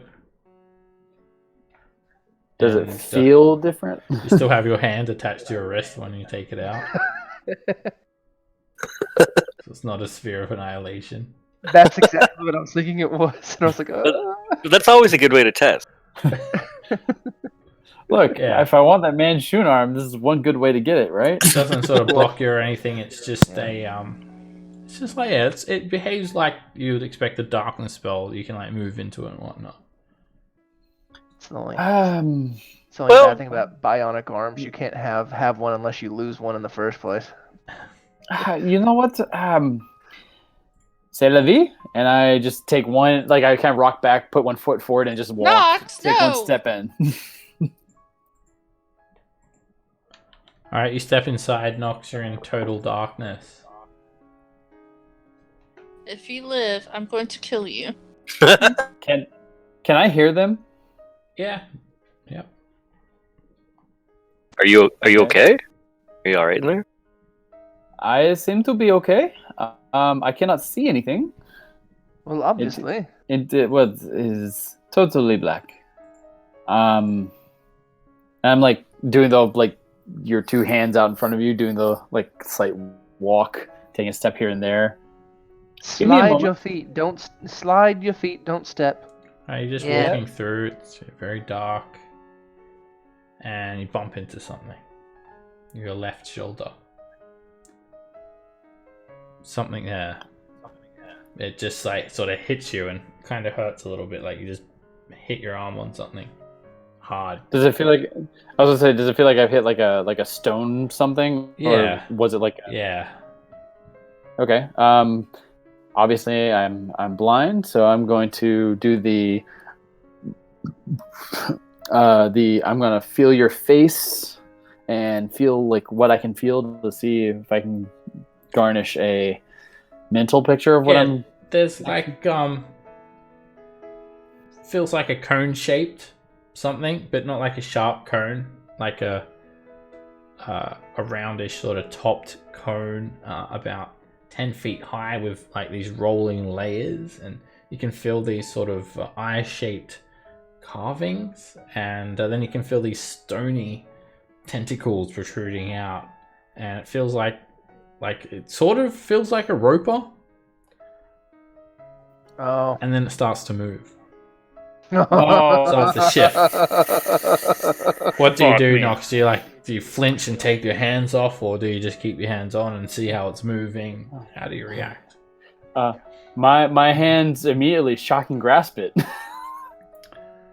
Alright, it just lightning sort of just bursts out of your hands, but nothing happens. And then, yeah, as you're doing that, you actually feel it shifting, and now it starts to sort of bulge outwards, and it takes on a new form. You want to feel around, see what the new form is? I'm so scared. Yes.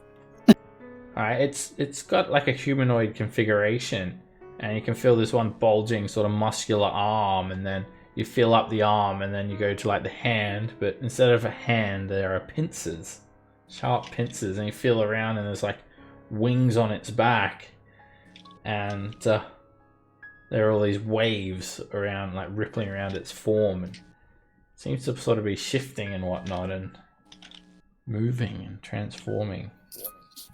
I don't know about you all, but there is something very weird in here.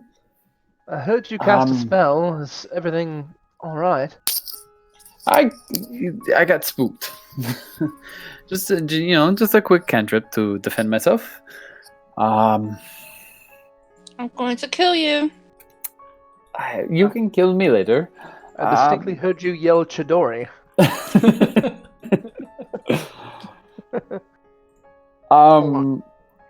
Can I step around it? Or try and like feel? It seems to be like in this area in the center. If you have to center it. Like the statue's so like here. Yeah. So is it just a statue? What's going on? I want to go in there. It's trying to. It's shifting. It's moving, but it's not attacking of any kind. It is merely just changing its shape. That's strange. Can I go in there, Seb? In you go. Oh, and there went Pavel. All right, well. Ox. Wait, Pavel? Ox, where are you? Marco. Polo. Oh, no. Over here. Okay, wait, what's this object in front of me? I can't see it. Okay, well, I'm just gonna use it as a center point. Dagger, I can hear you pacing, and it's making me nervous. Please stop. Pavel. Oh, wait. I hold out my hand until we like touch. And I was like, oh, Pavel. Yeah. Having a full-on like what I would imagine to be like that Blair Witch moment where if there was night vision, it'd be really ridiculous because we can't see each other. But okay, so there's a weird statue thing just to your rear right now. Yeah, I felt it. I believe I found the wall. I'm going to follow the wall and see where it goes. Okay. Okay, I'll be behind you. Step. All right. When you step forward, you step out of the darkness, and you see just a small gap in between the door to the south and darkness to the north. Double doors. Oh. Oh, there's doors through there. That is. Oh. Hey everyone. We've found the door. Ah. A door. And the end of the darkness. Knowing we've seen darkness spells as far as like the sphere of darkness and whatnot, do we know its general size? The doors? You can see the doors. No. The sphere of darkness. If I was like, yeah. oh hey, It's It's like 20-foot diameter. like- We've seen it cast enough. Oh, Yeah. darkness is not this big. Sorry, the spell, yeah, it's 15 feet. Darkness. Yeah. Spell. Well, just on the other side, we have come across a door. Follow my voice, and I just start like humming so that people can hear me. Okay, yeah, and maybe mark it with chalk too, because I can't see any. Come on, Brew. Just put your hand on the wall and follow it. I think that's the safest way. That is what Roland will do. I'll go in. Brew will like walk across until he bumps his head into the wall. Across. Well, not a whole lot of room here. I think one of us will have to open the door. I agree. I will ask Brew to check to see if it is trapped. Because I don't know if Dagger is here. I'll have a look. See. Bro, you can take a look and you're still in the darkness. And I mean, even in darkness, he has really good perception. So, well, it looks good to me. it looks like every other part of the darkness that you've seen, Brew. No I'm, traps here. Oh, I think I'll extinguish sun death so I don't burn anybody in. Okay. Oh, that's funny.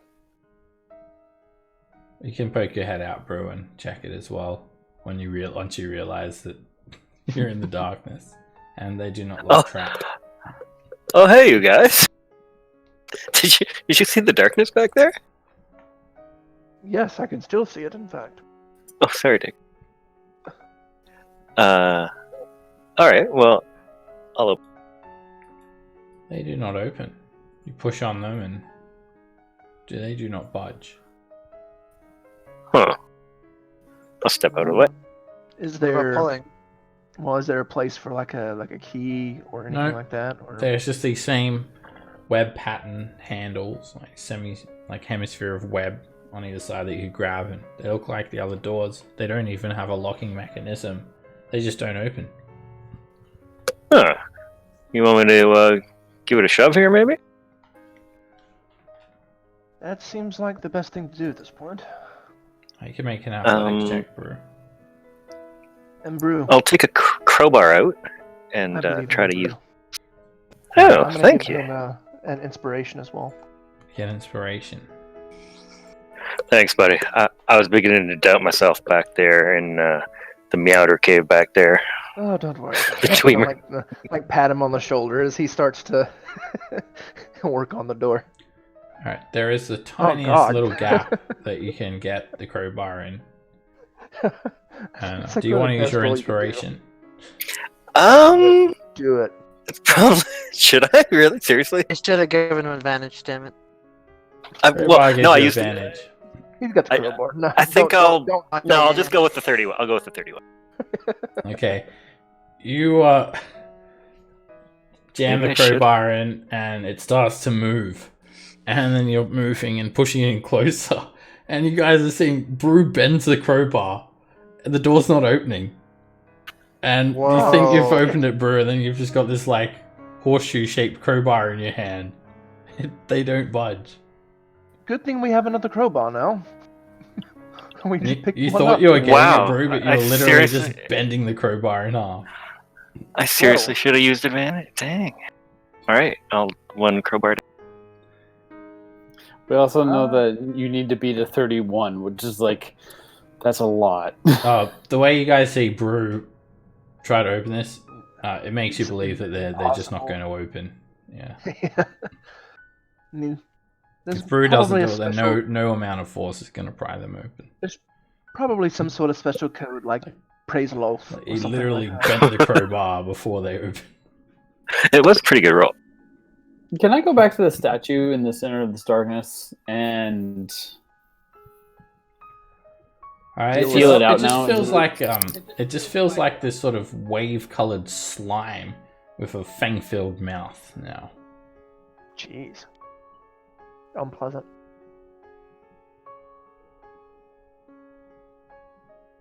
We can always come back to this door Alright, later. and Nox, make me an investigation check.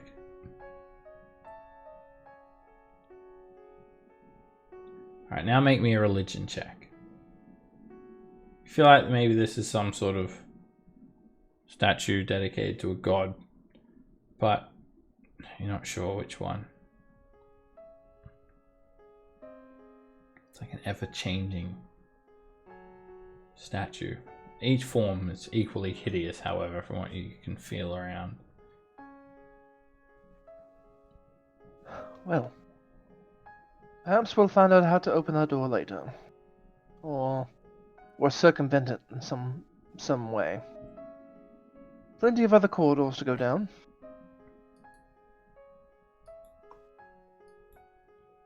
Now let's take a 10-minute break before we go any further. Take a Alrighty. bio break before Dagger stabs someone. Like Nox. She's not gonna stab me. Just tie him down. Oh, so normal Tuesday. Okay. I was gonna say there's a really crass joke in there. I'm just gonna let it go. Look, make it even, tie him down even more. Make it the non-fun type of time. Is there a non-fun type of time? Yes, there's a non-fun. For sure. You know, like that numbing sensation you get when you lose blood flow? That's not fun. Exactly. Remember, Dagger knows where you sleep. I'm looking at my headphones, and I'm not sure. I'm gonna double check that they're correct, because they're so low. You know, you say that as if it's different than the fact that it's typically next to you. What? Talking to Dagger. Oh. What, you sleeping next to me?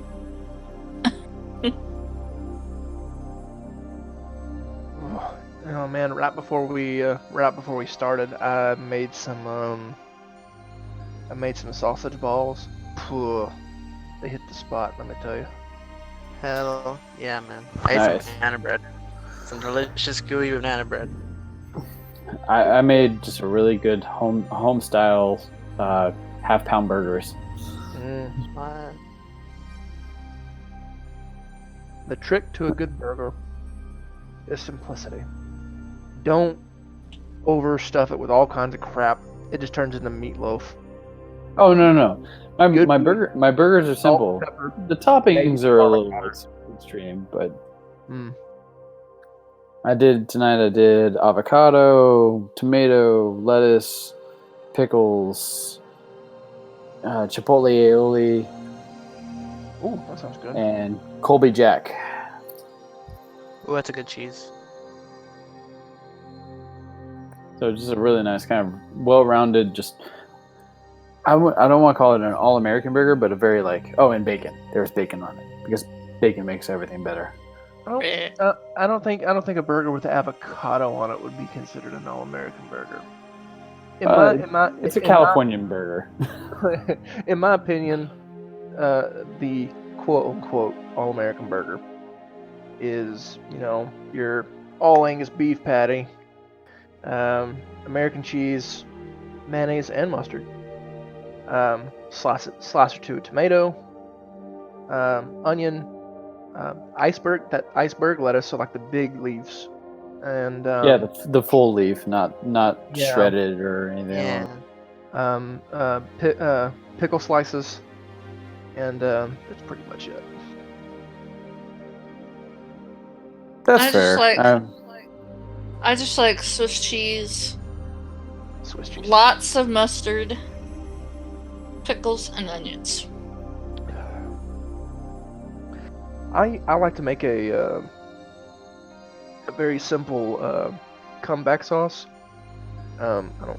It's got mayonnaise, sriracha, a little bit of Worcestershire.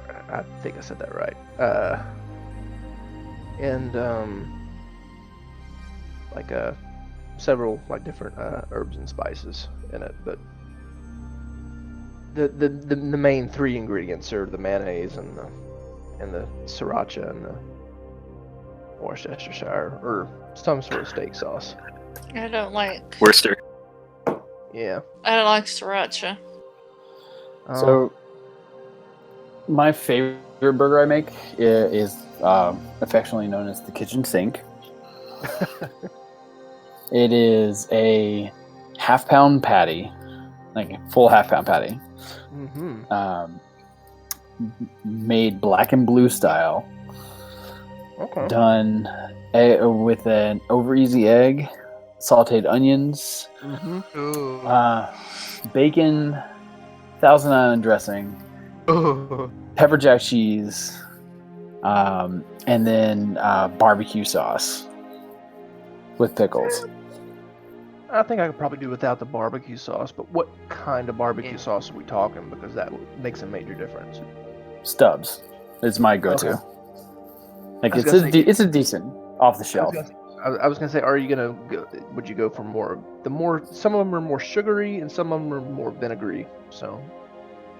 No. Stubbs. I feel like it's a really good like middle ground. It's a really good off the shelf barbecue sauce. It goes well with a lot of different things, and it's not too sweet. Like my big thing is I hate really sweet barbecue sauces. I need some tang. I need some saltiness.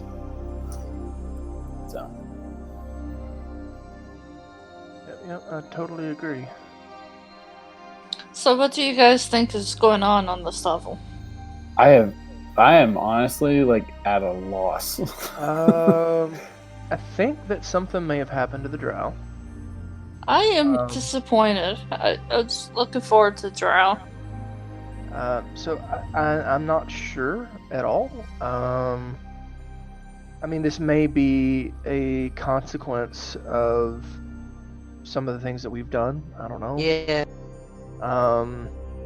But again, we're hearing, over the loudspeaker, these, old messages about stuff that happened, months ago. Months game time. A lot of months, real time. Man, it's a long time ago that we did all that. So yeah, I have no idea. I guess we'll find out. Something to keep, like, completely side note. As the only person who's proficient in Arcana to make magical items, I have 4 weeks of downtime now. So, if anyone needs things made, How do you only have 4 weeks? Like I have 8 weeks. well, because I keep Man. I keep making magic items for everyone. He made those pearls of power. Because I'm the only one who's proficient in Arcana. I'm realistically the only one who can make magic items. Well, I have to, or in a manner of speaking, I have to be a part of it. Well, So, I would have to use all 8 weeks because I have my modifier for intelligence is 2. I could learn the Arcana skill and I'd be able to help you out with that kind of stuff, but I would have no more weeks left after that. So. well, but I'm saying like no, like I'm not complaining. I'm just saying like if people have items that they want made that are of the magic variety, now is the time to do it. And that's why I only have like 4 now. Yeah, because she helped me make all the pearls of power. Yeah. And I have 5. Yeah. I got 3. I would have more, but I've bought. I use my downtime for buying magic items because, Same. with my persuasion, it's pretty much it's a given that I'll hit the mark and be able to find what I need. It's cheaper to make them rather than buy them. Well, yeah, but it also takes up more resources in terms of weeks of downtime needed to create things. Especially that's true. But I'm thinking like for your especially the more rare items, because once you get up into like I think once you get into rare, it takes like 10 work weeks, I think, to do that.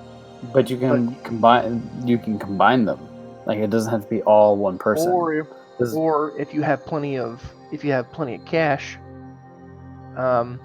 you can just spend 1 work week to find it and buy it. So I mean, there's pros and cons to both things. Don't get me wrong. Yeah. Let's not all forget how long it took me to get my ring of spell story. That's because you searched for that way too early. Let's be honest. We all knew that was going to be very expensive, and we didn't have that much money. You had given all yours to the Zentarum for reasons. No, I help fund them so you can get higher. That's what I'm in saying. the thing. For reasons. I'm glad we have it though. Oh yeah. It's really nice to have. It's just to be perfectly fair. I feel like sometimes like for me the weeks of downtime are always kind of like, what else are you going to use them for? I know you can learn new skills and whatever. It's like I used way early on. I used mine to gain the proficiency with the alchemist kit, and I wanted to do some lots of cool things with it, but it's just not happening because of the way this game is going, and that's fine. I'm cool with it. It's just it's like, oh cool, that was like 10 weeks of downtime wasted. Yeah. Or not wasted, but it's like I don't get to utilize it as much as I wanted to. The alchemy kit? Yeah. Why? You can craft potions. You could be using it all the time. You can make 5 potions with 1 week of downtime, or you can create rarer potions as well. See, I thought you couldn't make potions, but you could make all the not potions, but like smoke bombs and all that kind of stuff. But not. I thought the potions were reserved for herbalism kits. Yeah, you can make alchemist fire, and you can make was it alchemist fire, and also the other thing, antitoxin, things like that. And if I hit up my boy Gond, maybe we can make smoke powder. So let's take a look. Alchemist supplies. So where are we? So you can use them to unlock more information on Arcana checks involving potions and similar materials. When you inspect an area for clues, proficiency of alchemist supplies grants additional insight to any chemicals or substances that may be used in the area. You can use it to create alchemical items. You spend more raw materials, and every time you take a long rest, you can make acid, alchemist fire, antitoxin, oil, perfume, or soap. And you can also use it for other things. Start a fire, identify a substance, identify a poison, neutralize acid, as well as other things. But the onus is on you to do those things. I'm not going to. That is very true. You if you want to use them or not. Well, there were definitely some things on that list that I did not know I could do, but thank you very much. Like soap. Brew's now a big fan. I'll give you a handout of that. It's from Xanathar's Guide. And then that's Xanathar's Guide stuff. There's other things you can do as well. I think in the Player's Handbook that says you can do with it. So yeah, I'll have to copy this. I'll give you a handout for that. I'll just make one.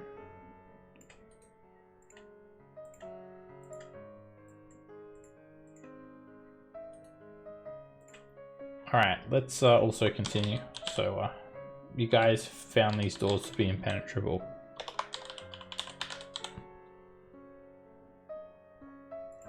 The darkness cannot be absolved, and there is some ever-changing statue in the center of it. I'm not sure of the meaning of it.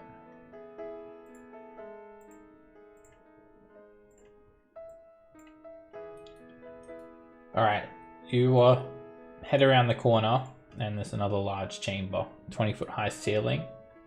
And as the drift globe moves around, creating shadows by Nox, you notice that the shadows seem to take on lives of their own. There's like this eerie effect where the shadows are wisping around in ways that you wouldn't expect. Is that a bloody door? Yeah. So there is a statue of a drow here. This one is a bit different than the other statues though. It's standing on a 2-foot high block of stone. And powerful, when you stand next to it, the statue suddenly animates, and with a flash, it just seems to move. And you look down and you've got a little blood splatter. You take 1 point of slashing damage. You're not sure what just happened. What the? What? Alright, let's inspect this from a safe distance then. So it's a 6-foot tall male drow, and he has a cruel smile across his face. He holds a short sword hidden behind his back. He wears a mask over both eyes. And you guys can make religion checks to try and recall if this is obviously some sort of god or something, or some sort of important religious figure. Roll in drawing upon your elven heritage. You recall that this is Veyrawn. He's worshipped primarily by male drow, and he's an evil god. A god of thieves. Oh no. Can I check my pockets for like my gold and everything? As far as you can tell, everything's still there, Pavel. Okay, good. And what you guys saw is the statue seemed to animate and attack Pavel, but it was unerringly quick. Like it was like a flash. Huh. A quick strike. Well, just know that if you're an actual living being that is just pretending to be a statue, well, I have a shatter here ready for you, so be prepared for that if that happens again. It just stands there with this cruel sneer on its face.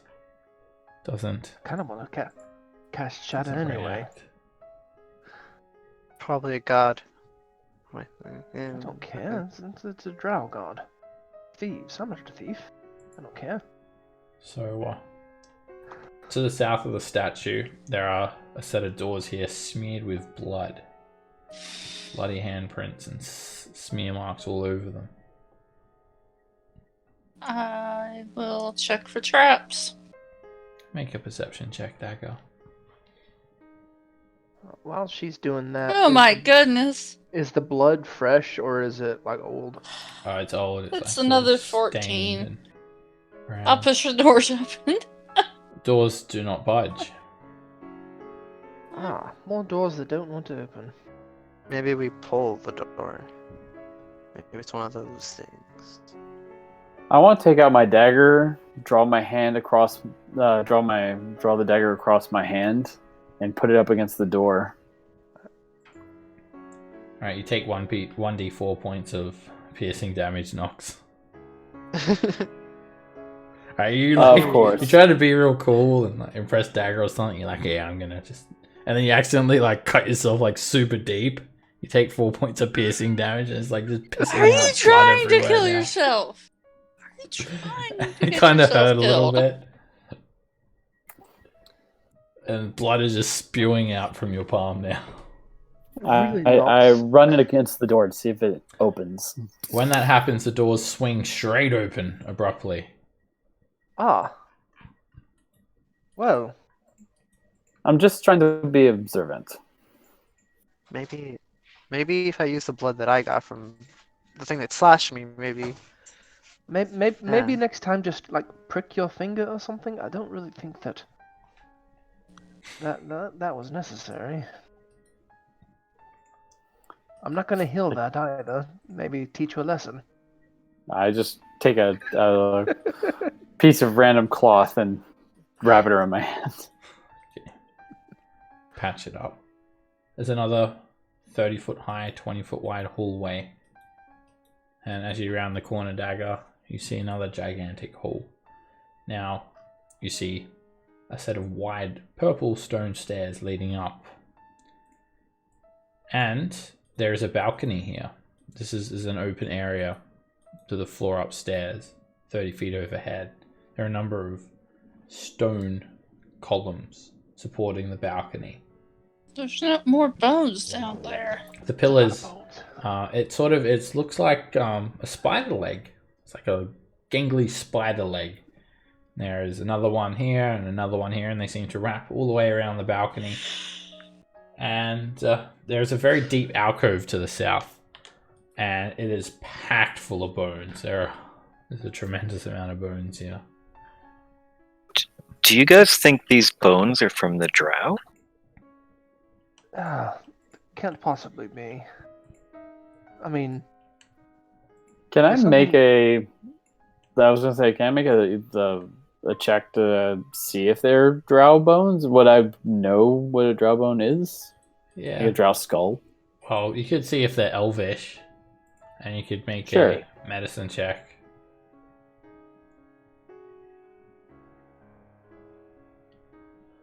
They are all humanoid bones. A different mixture of bones, as far as you can tell. Elves, dwarves, like wide dwarf skulls, humans, mostly humans, but a substantial amount of elves as well. That's what you'd expect. It's a bit of a hodgepodge, not just elvish. A lot of human. Well, I don't necessarily like drow taste, but I will Alright, give them one thing. They we know how need to to stick roll to a initiative, theme. guys. Oh, fuck me.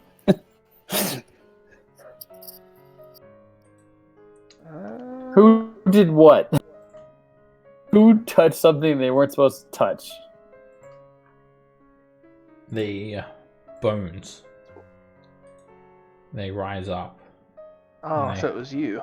They form these 4 shambling mounds that coalesce together and just sort of skitter and whatnot. But that's not all. There's something on the balcony, on the floor above. Uh-oh. And let me just see if you guys can see it.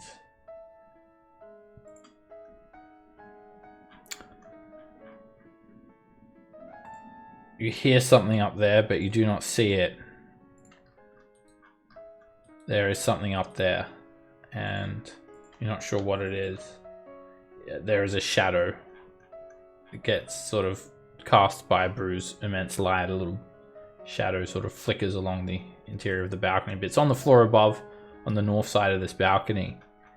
And I'm just going to roll it into initiative as well. And just got to do one other thing.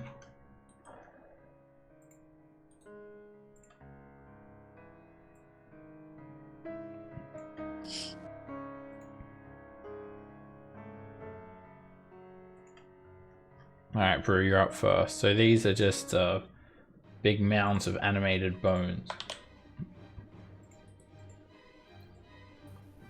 It's 4 Alright. of them. They rise up. Hey, Seb, I don't know why I'm below a 12, but I have a 17. Oh. You got 17, right? I don't know, because you rolled manually. That's why. Sorry. Brew.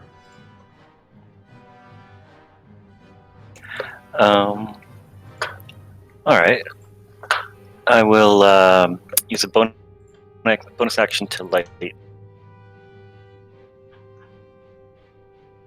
Move 20 feet over here. And take a couple of swings at this shadow.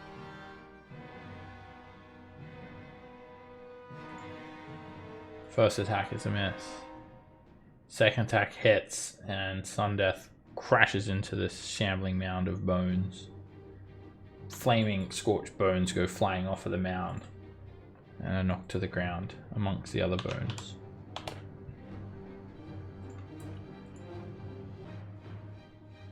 Pavel, before your turn, something attacks you from the balcony What the? at advantage. It shoots down a ray of frost at you using a legendary action. As a player, I am very worried about that. 21 to attack. It was still on Whisper. With advantage, it's a 21. Are you hit for 14 points of cold damage? And your movement speed is slowed. You look up atop the balcony and you make out a gigantic scorpion creature wielding a large longsword in its hand. Ah, With a humanoid head. presume that's what killed the dwarves. And Large it, blade and a stinger. it's just like sort of through the top of its stinger tail shot this ray of frost at you. And then you look up and you see it there. So it's 30 feet above you. Oh. I'm gonna look at it, point my fingers in my eyes, point his finger at him, and just say, "You're mine," and just take out my my bow because I don't want to use my gun because I'm running out of bullets, and I'm just gonna let loose a volley of arrows. At it. At Muriel. At Muriel, yeah. All reliable. An arrow hit. Oh, sorry, that bullet. No, you're using a bow, right? I'm using my bow. Right, that hits. It glances this fiend. You fire again, and you don't have sharpshooter, right, Pavel? No. Okay, yeah, you hit the balcony then. It's got cover. Damn. And you hit the balcony again. The arrow just gets shattered on the top of the balcony. God damn, I'm freezing.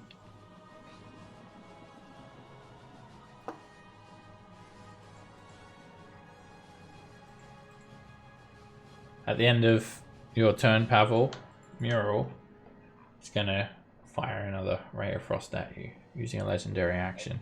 This one's not advantage because it's not hidden anymore. Another hit for 7 cold damage. Uh-oh. Nox. Okay, 2 questions. First, did we see the ray of frost come down off the balcony? You can clearly see it now, yeah. Okay, yeah. Here's, Secondly, the where is outline of the balcony? Whoops. I'll give that dotted line is the outline cool. as well. So the balcony in. So you're looking up and you can see like 40 feet up. It's like a room up above you. It's behind this wrought iron railing. It has 3/4 cover. And you can just sort of see its head and scorpion tail peering over the balcony.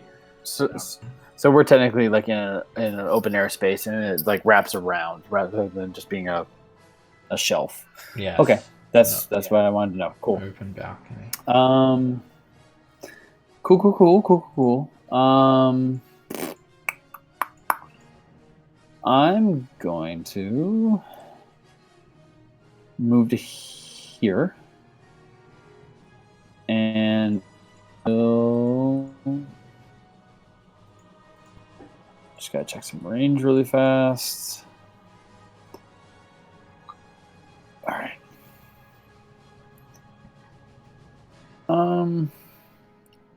I will twin a firebolt at the 2 down in this area. Okay. So first one at the one more north. And second one at the other one. 16 hits. Firebolt slams into the big pile of bones and knocks a few off of the mound.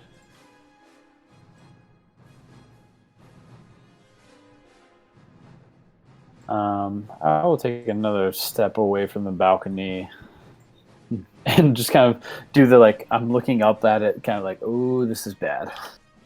It's going to shoot another ray of frost at Pavel using a legendary action. Just has a bit of a smirk, and you swear you can see a bit of a drowish look, like a drowish resemblance to this scorpion, humanoid scorpion creature. Right, here comes another ray of frost at you, Pavel. And it hits you for 13 points of cold damage. This gigantic mound of bone starts clambering forward. It's kind of slow, but it falls over itself and it runs up to here, taking the dash action. Ooh. Dagger. Okay.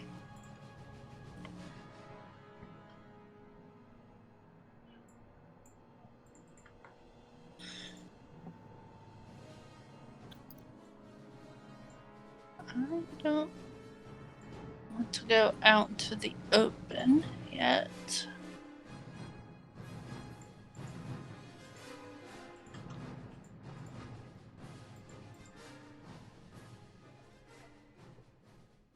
So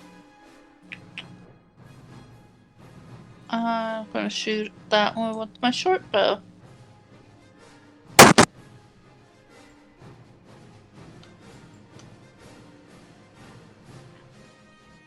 That hits it.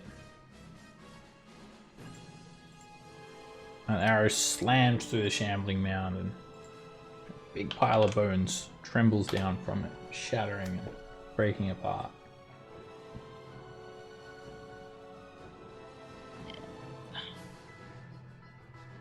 Rolling.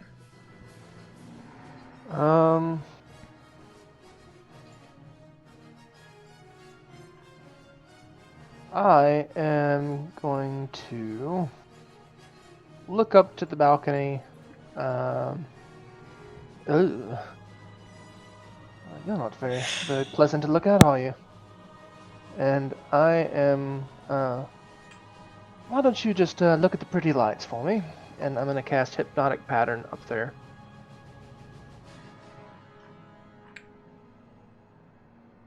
So they'll have disadvantage because of the instrument. Unless they already have advantage from something else. Alright. He'll make a wisdom save against being charmed. Be regular. Yep. Shit. The swirling pattern appears above him. He looks up at it. You feel like he was trying to like sense what you're going to do, but sort of just waited to see what was going to happen. And then he just ends up staring directly at the hypnotic pattern.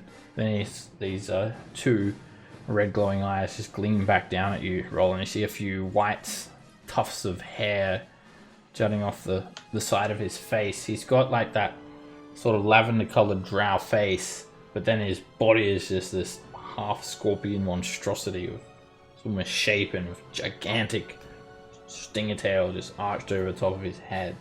He looks down at you with a really hateful look on his face. God, you're ugly. And I'm going to bonus action power chord. This was for everybody.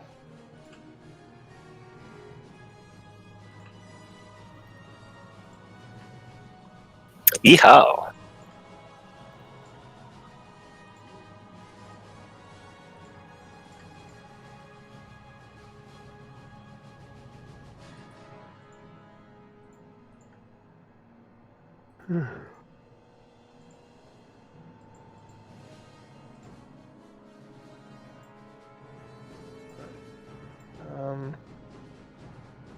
Yeah, I'm definitely gonna move as well with my movement to get under the balcony, so this thing will have to come down if it wants to do anything to me.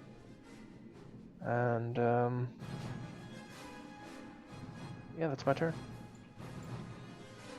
Another shambling mound just tumbles over itself, and it takes a dash action to reach Ur.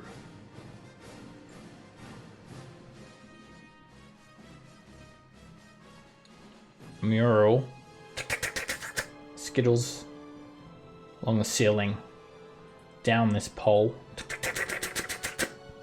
and he moves incredibly quick, 50 feet, just like that, and he's right next to you rolling. He hisses, Oh, and he comes in with his stinger even tail worse at you. up close. Oh, hits well, you. yeah, obviously. Make a constitution save against poison. The stinger tail comes in first. You hit for 39 points of damage. He then lunges at you with his longsword. And, luckily, you step back and he swings over your head. Oh, easy there, big guy. I am Mural. I am perfection. You I would disagree. will be slain. Now, here. He says in common. This shambling mound takes a dash action, clambers up towards Pavel. At the end of the shambling mound's turn, Mural uses 3 legendary actions for his repeating strike. Oh, God. His stinger tail comes in at He dagger. really doesn't like me. Oh, okay. It misses. He lunges with his longsword with extended reach at dagger. And he drives it into you for 22 slashing damage. Okay, I'm going to use my uncanny dodge. Okay, you reduce Smart. that down to 11. And then he moves without provoking opportunity attacks. He goes back up the pillar, 30 feet, Are you serious? 35, 40, and then he's back. He's going to stay there at the edge of the balcony. Using all 3 of his legendary actions. He's fierce. He's cool. This shambling mound clambers over itself and it takes a dash action. Makes its way up to Brew. Brew. Holding the flaming sword, the symbol of Tempest, Brew is going to begin to rage and look over at Pavel as his eyes go red and say, Tempest grants us another good fight. And I'll swing at the shambling mound. That's hurt right there. But just normal styles. That is a hit. Right, you sweep through that shambling mound. Tremendous amount of energy. And big pile of bones breaks away and falls to the ground. And again. That is a miss. Did you want to use your inspiration? Yeah, sure. Thanks for that. D10. That's D10? Yeah.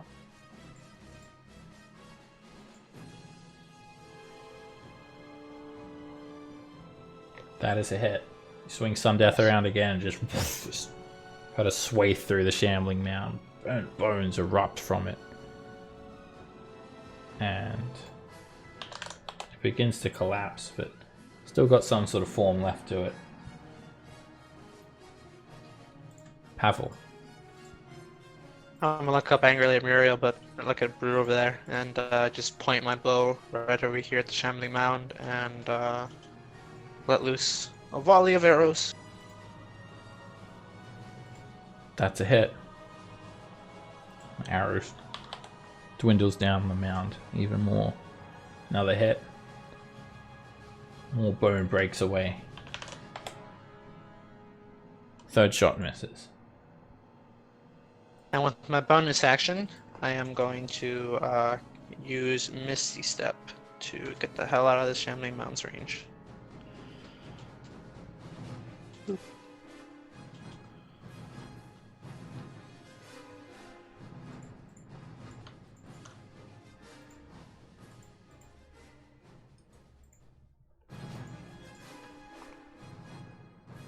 Nox. Huh. I don't actually know what to do.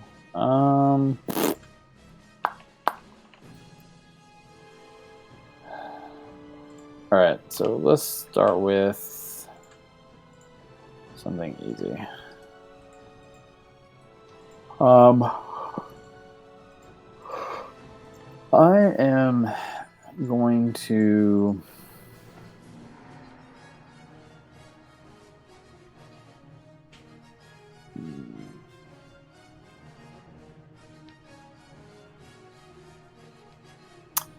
Yeah, I'm going to.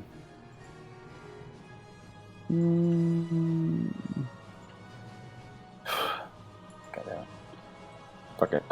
So 5, 10, 15, 20, 25. Can I see him from where I am? Like peeking over the balcony? I haven't seen you move yet on my screen. Maybe let go Oh, of your sorry. token. How about now? It must be lagging. I can't see which way you're in. Oh, there we go. Connection to... Okay. Yep. 3/4 cover. 3/4 cover? 30 feet up.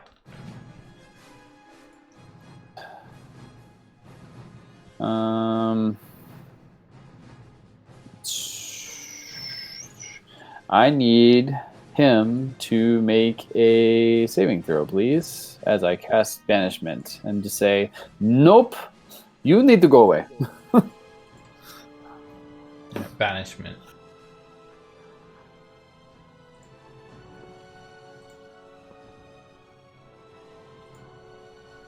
That's a 17. He smirks, huh?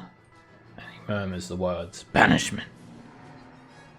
As if he's able to easily identify your spell knocks. And he just embraces it. Oh. 19. Cool beans, cool beans. He has pretty good charisma. Banishment. Cool. You dare banish me? This is Mural's gauntlet.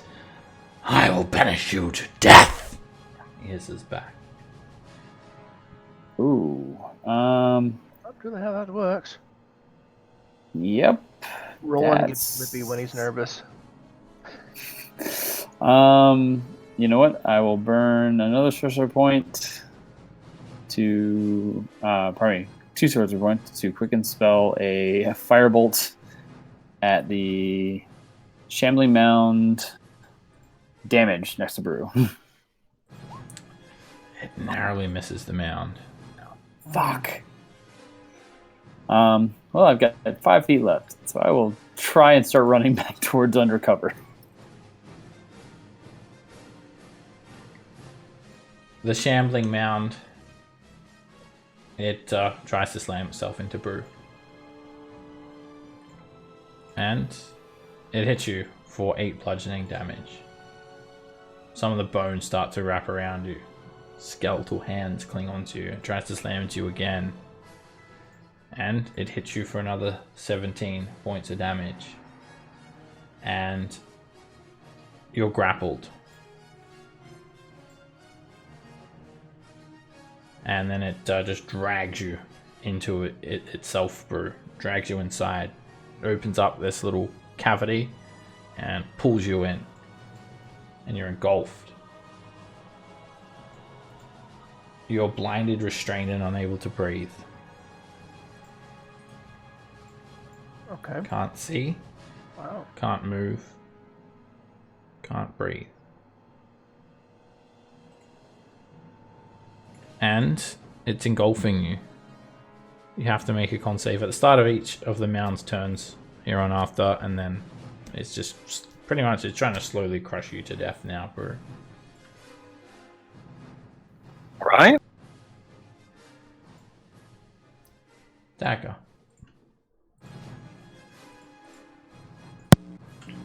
I'm gonna come up here, pull out my hand crossbow, and shoot at that one.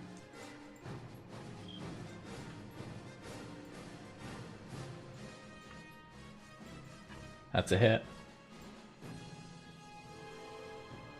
And I think you should get sneak attack because he's not incapacitated. So let me just double check that. But I think it's only if they're incapacitated you don't get it.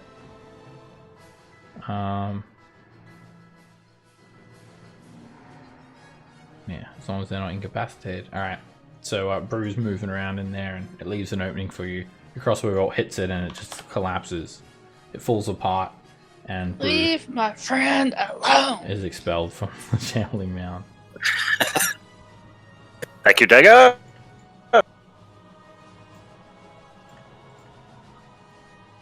Roland. Ow.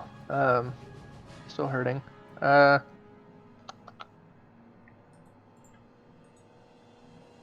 see. 20 feet. Get to where I can see him. And I'm gonna ask him to look at the pretty lights again. He will counterspell you this time. I'm going to counterspell his counterspell. Okay. He just does it at base 3rd level. Spins his hand around, knocks you, just do some sort of like ninjutsu, jujitsu hand signal. And you put a It's called the bird. right in front of his counter spell, so you just can almost visually see the arcane weave twist around a little bit. And Nox, you counter spell him. Roland, your hypnotic pattern goes off, and the swirly patterns wave around atop Mural's face. And this is from the instrument, right? Yes. Okay, it's a regular wisdom. And he will use a legendary resistance to succeed that saving throw. Oh. It's all good. All good. We need to get those going. Burn them while we can, right? Yes. Burn them while we can. Okay, I'm going to use my remaining 10 feet to get to there. Even though I guess it doesn't really matter. He can kind of get to wherever he wants to. He's really fast.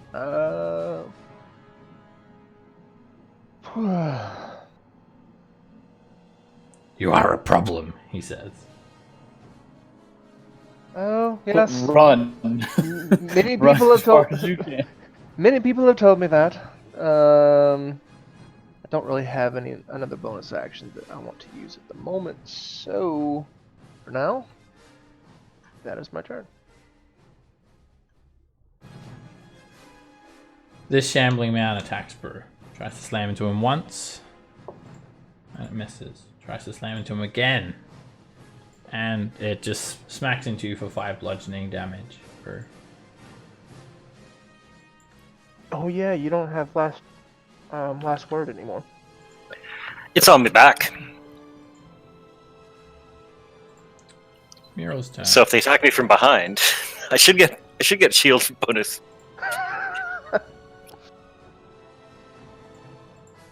Mural just takes his hand and he just sort of clenches it together. And then he just clicks his fingers, casts a spell. Uh-oh. No. You can't counter spell Nox, you don't have a reaction. Expeditious retreat. Now he can dash as a bonus action. And that's exactly what he does. He climbs down the wall, down the pillar, and he gets down next to you, Roland. Yep. I will be ready to avenge me very soon. He uses his stinger tail on you. Make a Constitution saving throw against poison. Yeah. The stinger tail hits you for 42 points of damage. Well, I'm definitely down. And down you go.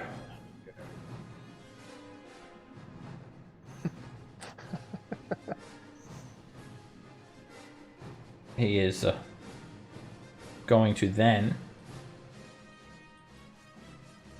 Let's take a look here. Oh shit. Well, he's still got a sword swing. He's going to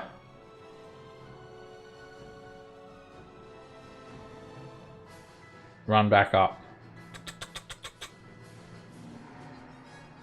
He'll move 15 feet here, and then he'll attack Nox with his longsword. He misses you, Nox. And now he's got 35 left. So he climbs up. And he's going to climb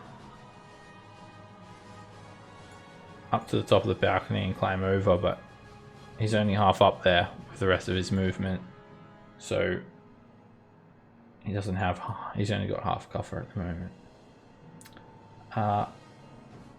Actually, you know what? No, I think he's going to stay down here for now. He likes staying down here for now.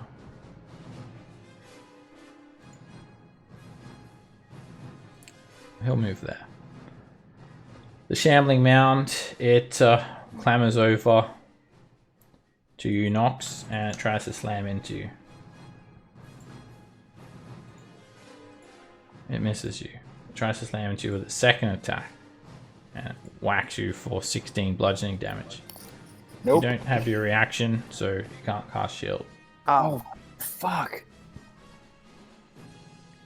So it just hits you for 16 Turn bludgeoning is taking damage. longer. And now Mural's going to use his repeating strike. And he's going to attack. He's going to come in with his stinger attack at you, using 3 legendary actions. Stinger attack at you, Nox. Miss. Longsword attack. He actually has... Oh no, this isn't... Yeah, he has an extended reach as well. It's a lunge.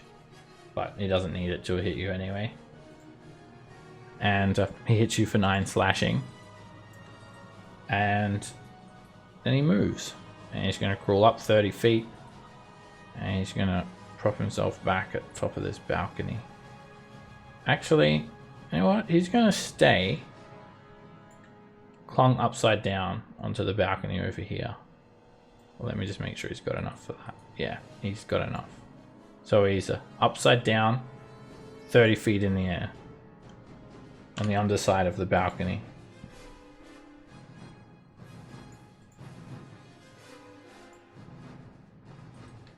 This Shambling Mound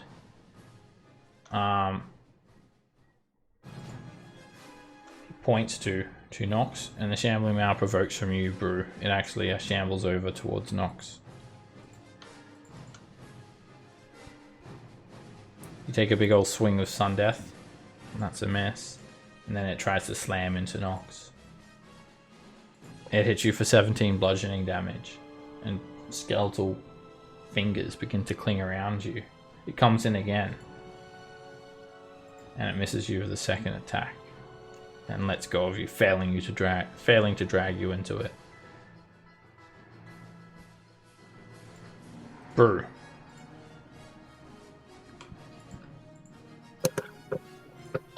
Right. This is trouble. Am I able to squeeze through Nox there if I were to move on the diagonal? Yep, it's just difficult terrain.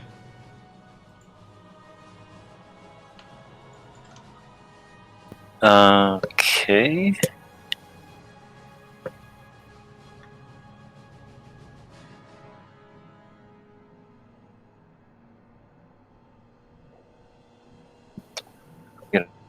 No, run back up here.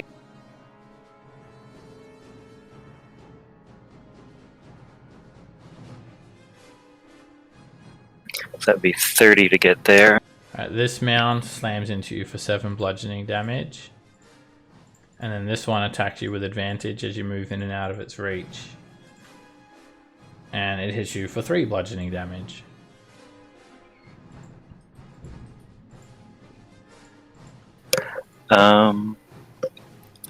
I will, as a bonus action, use this. Shout to everybody. We may have to leave soon. It's a very unusual battle cry. It's looking rough. Be ready to retreat. I don't know. All right. And I'll take a couple of swings at this Shambling Mound just to the side.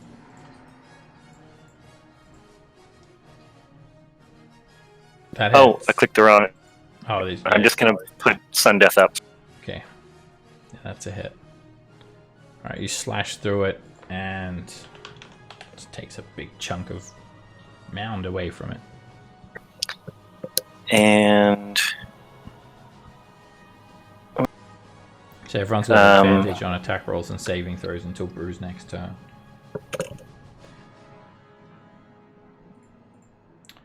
That hits. Got another sway through the bones and they crumble and fall to the ground.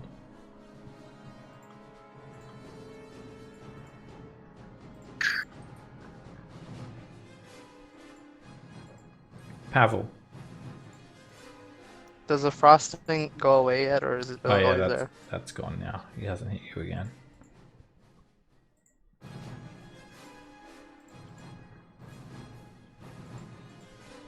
I'm gonna put away my longbow, take out the Carmenor special, get ready to hammer the the flintlock, and aim at the shambling mountain.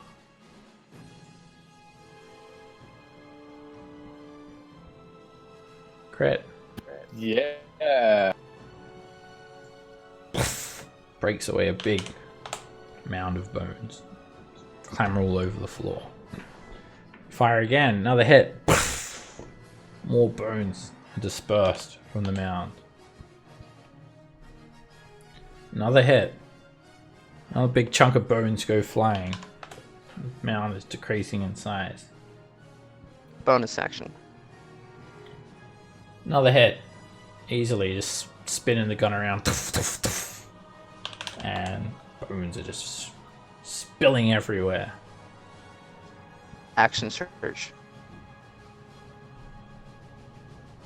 A crit. boom. And you do a bit of a dead eye. And you break through like 4 different skulls at once. You hit again. Just reducing this pile of bones with every shot. And it's barely sticking together. Why isn't it dead yet? 7th attack is a hit. And this shot just disperses the bones everywhere, all along the floor. Excellent work.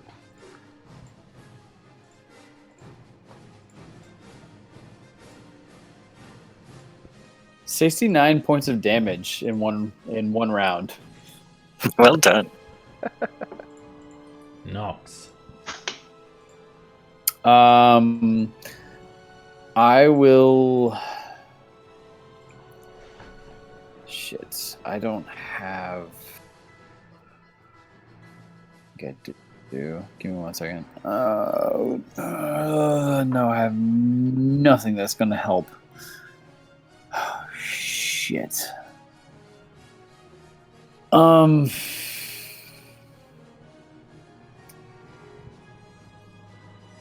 right. I'm going to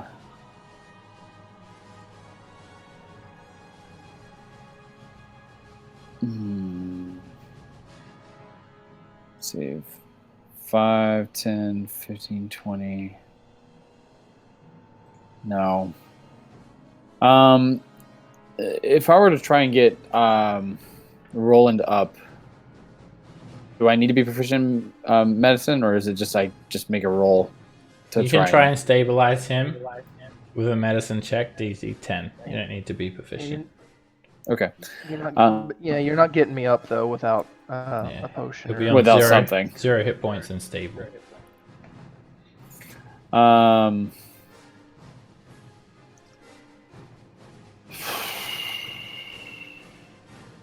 Yeah, I'll come here and I will attempt it. Roland stable. Okay.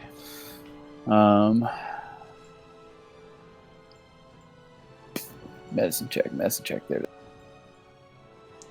There we Roland go. is stable. I just whisper an elvish prayer in his ear and fills his heart with joy. I imagine it more like I just come over and just slap him in the face like, get up! You're better than this. And I will actually oh,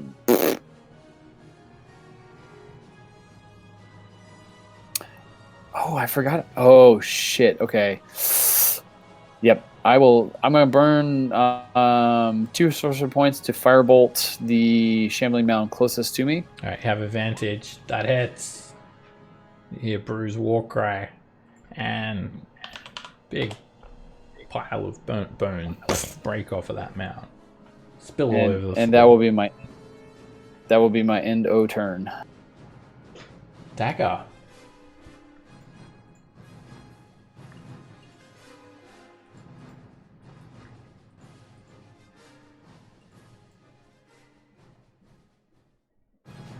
You're muted. I think she's attacking the one that's closest to Roland. Yeah. Right, you've got advantage. I was going to say, it's like, I'm glad you said that, because I don't need I don't need somebody by him to. That hits. The rapier Oh, that is crappy sneak attack. smashes through the mound and it breaks off a decent amount. And I'm gonna come over here. And... no,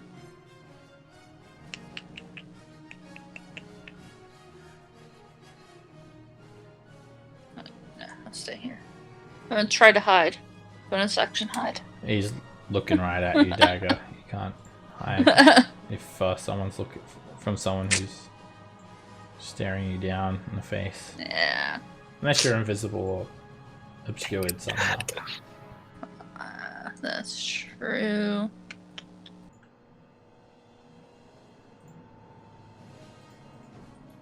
That's 15, 20, 30.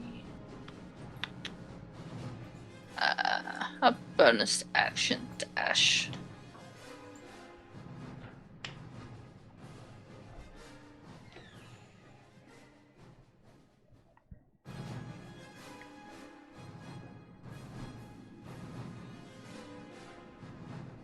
Roll in your stable. We still hear Brew's battle cry though. I feverishly speak in my unconscious state in infernal. I am not an elf. I am not an elf. I am not an elf. This shambling mound shambles up to Brew. And it starts attacking. It misses with its first attack. And it misses with its second attack.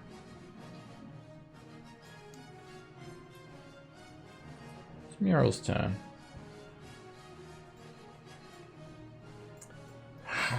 He hisses at you all as he looks down from the underneath of the balcony. Clings to it like a spider. And he will take a bonus action to dash. And he is going to move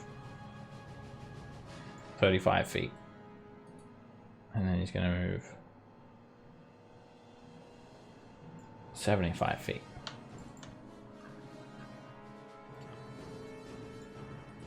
$80 feet. And he comes in to attack Dagger using his stinger tail first. And it hits. Make a constitution save against poison. I think you still have advantage from the. Oh, Yes. yeah. Yes. Doesn't help. Yeah, you've got advantage on save still. You hit for 33 points of damage. We're here from Hollister. Hollister? Long are the days where I have served as his bodyguard. He is the one who taught me all I know. He is who has made me. And then he lashes at you with his longsword. He misses. He ends his turn there. This shambling mound. It moves over here. And it slams into Brew. It hits for 4 bludgeoning damage and then attacks again. And it hits for another 4 bludgeoning damage. And it engulfs you, it drags you into itself. And you become blinded. You're unable to breathe.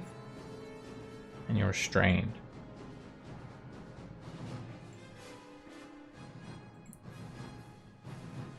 And then it moves up and ends its turn there. At the end of its turn, Mural will attack Dagger, using 3 legendary actions. The repeating strike. It's going to come in with its Stinger Tail again. It hits. Make a con save against poison. Very viciously lashes at you.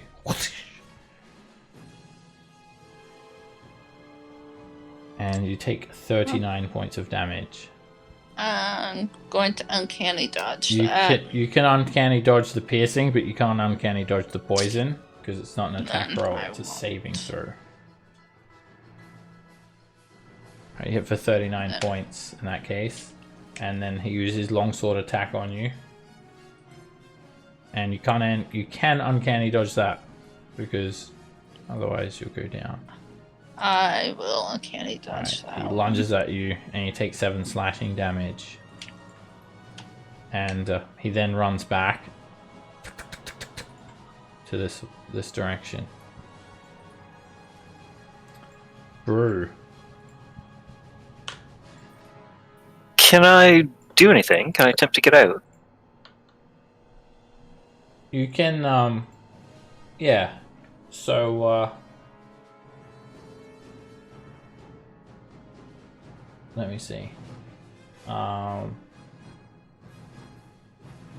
If you're engulfed, no. You can just attack it, or someone has to try and free you. Okay. I will attack. I'd like to attack recklessly. Okay. And I assume Sundeath is still full of Tempest, as full of Tempest's fiery rage as I am. You struggle to get your arms to move with that first attack, and a natural one is a miss. Oh, but advantage. And disadvantage. You're Oh, gotcha. blinded Gotcha. and restrained. Okay, right. It's pretty tough to do anything. That hits. This time you get your arms free a bit, and you feel Sundeath just slashing through it.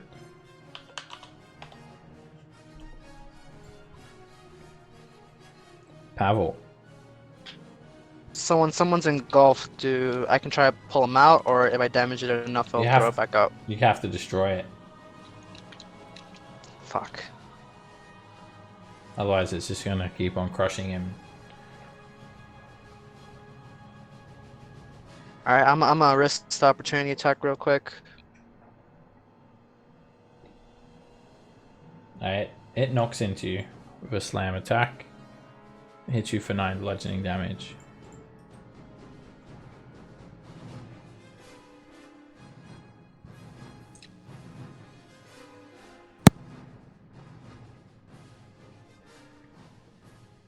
I'm gonna be shooting at the shambling man.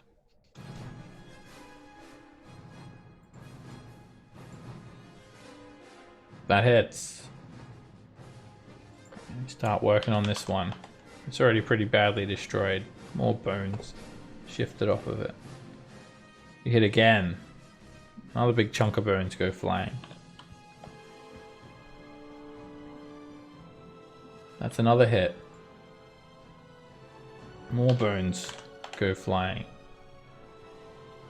And your bonus action hits. And the shambling man is starting to fall apart. Nox.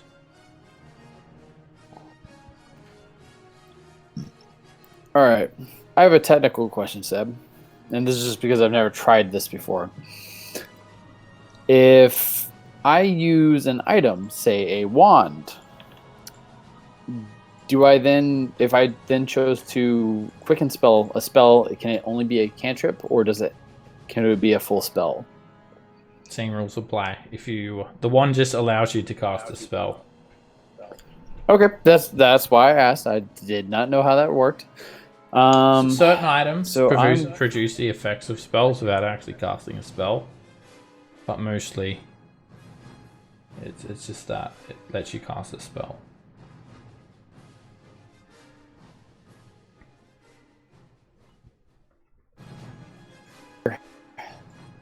I can see him clearly, and I reach down to my belt, pull out the wand of binding, and hold it forward and say, "I said sit," as I cast Hold Monster on Muriel. Alright, hold monster. 5 charges out of the 7. Okay, it's DC 17. And is that 5th level spell? 6th level spell. Hold Monster, I believe, is a 5th. Okay, let me just check something. Just gonna see if he's gonna counterspell you or not. He will attempt to counterspell you, Nox.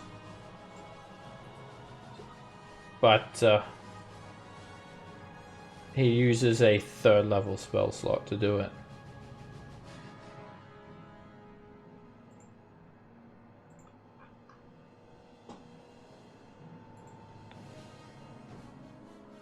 And he's able to counterspell it. Oh, he has advantage on that? It's a 6th level spell. Oh, yeah. Okay. Yeah, it's 10 He plus the spell counterspells level. you. That's fair. It was worth a damn try. Definitely. And burn one of his slots. Yep. Well. All right. I will. Fuck.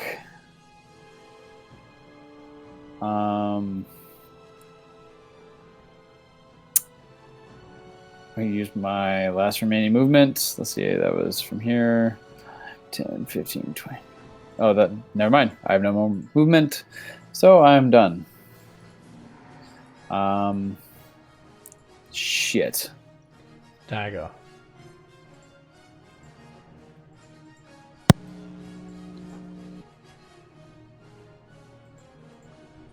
I'm thinking.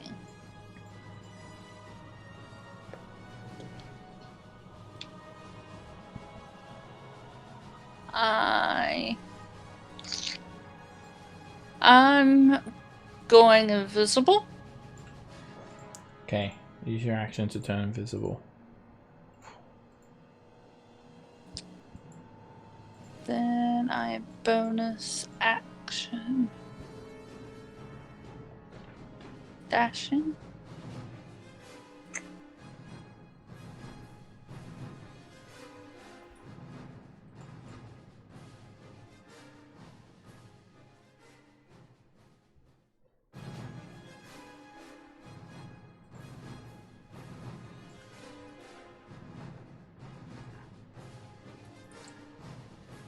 Bonus action dash, but you didn't move enough. You only moved 30.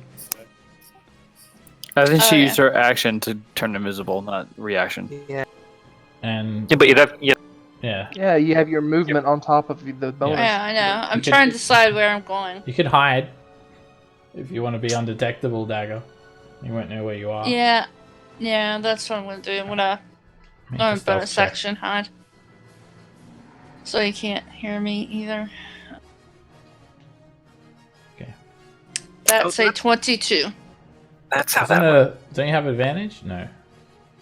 Oh yeah, I do have advantage because of my boots. Okay, yeah, it's a 30. You might be hidden. You think you're hidden. Theme of the evening. Think you're hidden. This mound is annoyed at you, Nox. Let him be annoyed. It's more annoyed at Pavel. It takes a dash action, runs up on Pavel. Muriel taunts. What's the matter? Don't want to play. And he steps down here. And he casts a very familiar spell. Lightning Bolt. I will counter that. And knowing that it's Lightning Bolt, I don't need to upcast it, so just a standard level 3. It's higher than level 3. Make a charisma check. Cast it.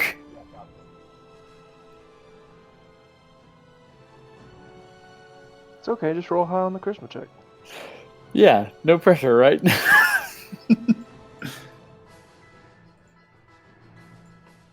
Oh, whoops, that's the wrong thing. That's dexterity.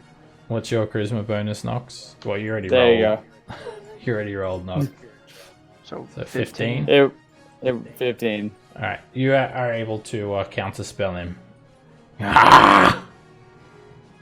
I knew I should have counted you! Now you pay! And then, yeah, he gets kind of angry. And he runs up on you, Nox.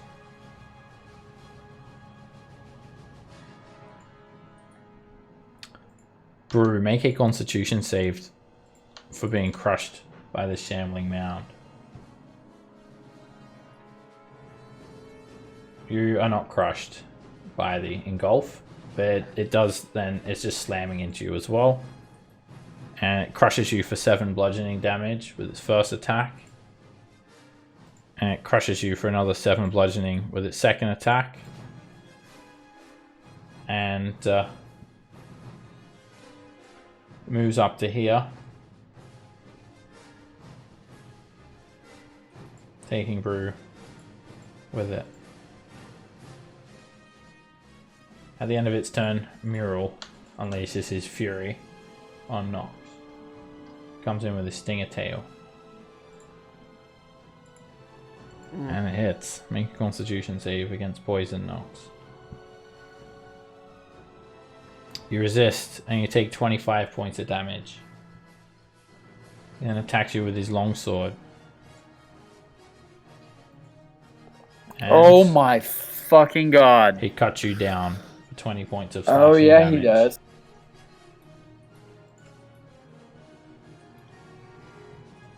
He then runs back.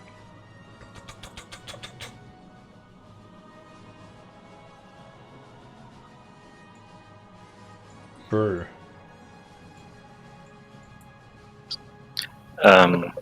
Well, I'll recklessly attack the one I'm in.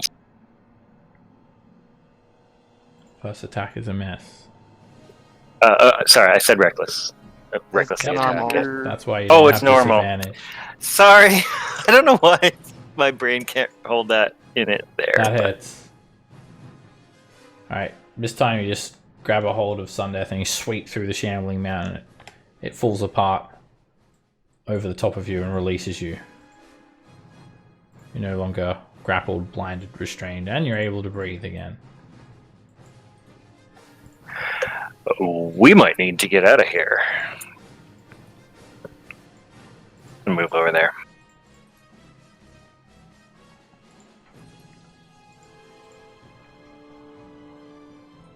Pavel.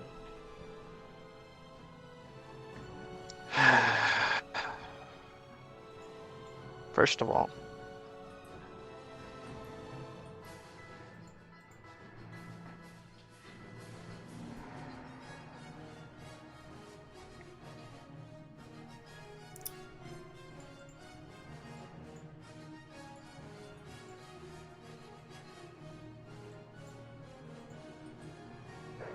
then I'm gonna move 5 feet here so I can still be in shooting range, and I'm gonna shoot at the shambling man right over there.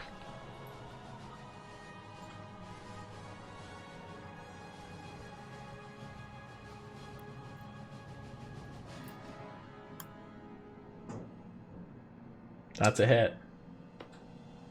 And a good shot.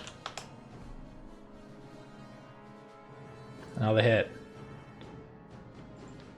Start to work on this next mound and you reduce it by a bit. You hit it again. And There's a little chunk missing from it now with that third shot.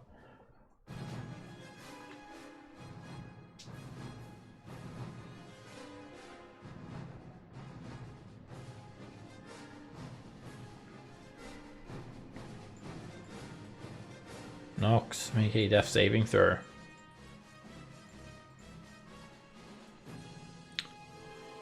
It's a failure. Prismatic spray angle. It is. I have no idea why. The chat box at the bottom, Yeah. it lets you speak as different characters in the chat. I see that now. I must have clicked it by accident. Kind of looks like a rainbow unicorn. Pegasus. Dagger.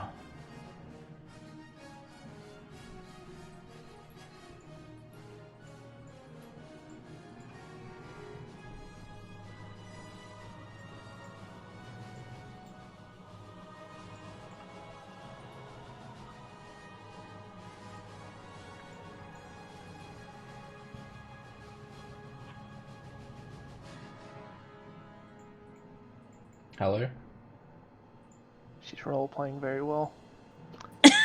In the words of Gandalf, run you fools. I mean, I can't hear you. Dash. Max is going to be dash. 20, 30. And then bonus action dash. And 20, 30. Okay. Roland is stable.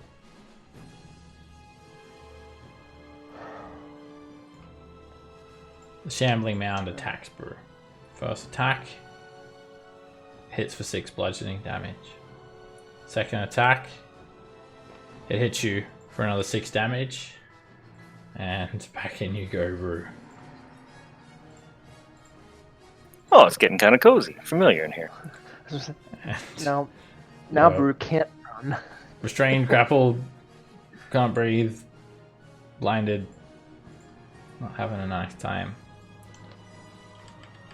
Whoops. What happened there? Ah, what? Sorry, which square were you in? This one? It's the end. It moves over here. I try to move, but it moves up for some reason. And there's 2 tokens. Alright, it's dragging you closer to Mural. Mural is going to do what it tried to do before. It's going to move up and it's going to cast Lightning Bolt. It's going to hit you, Brew. It's also going to hit the Shambling Mound.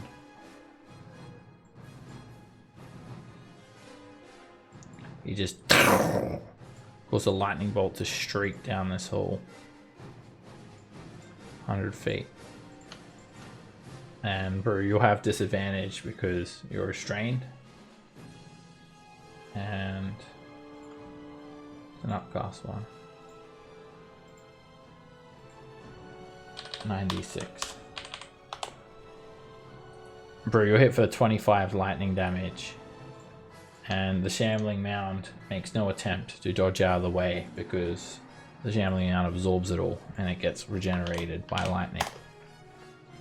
It is healed. That's some bullshit. I feel like we should have been higher level before we came here. We made a grave error somewhere. And then Mural ends his turn there. Our grave error was lack of a healer. Come on! Don't you want to fight me?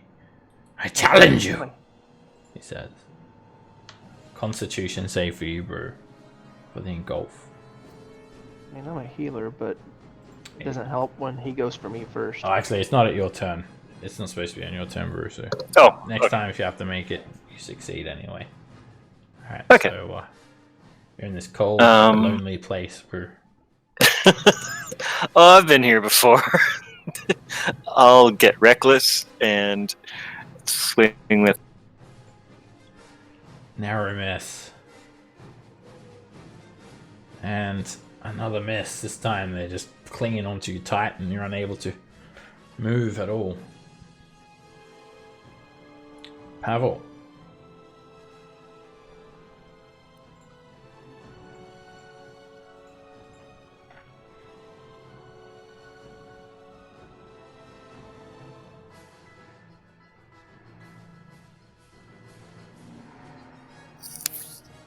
Pavel. He just dropped out of Discord. Hello. There you Hey. go. Can I see Brew? Yeah, he's visible. You can sort of see bits of him sticking out on the mound. Good. Because I'm gonna cast something. Through Tear Life. Polymorph. Oh, shit. Interesting. Miro counter spells you at 4th level. He can't see me. Oh, can he? Let me just double check that. Yeah, he can. Oh, You shit. can't see him, but he can see you. What? Yep. Where is he? He can see you from his point of view. Son of a bitch. And he's in range, and you feel like this guy knows something about transmutation magic as well. And he stops that as soon as he has a chance. He will use a 4th level spell slot for that. Ah! You are costing me, he says. Seems kind of reluctant about having to do that, but he does it. Good!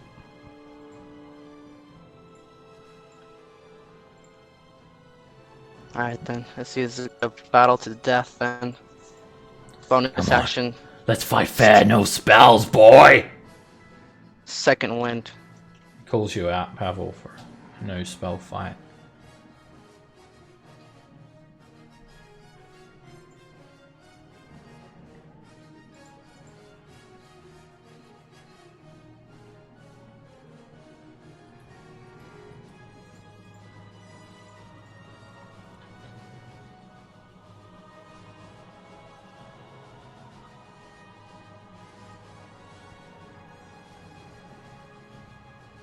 This is all I can do for now.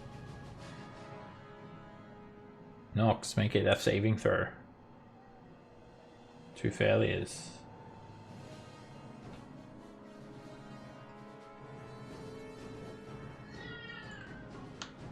Mural's going to use a legendary action.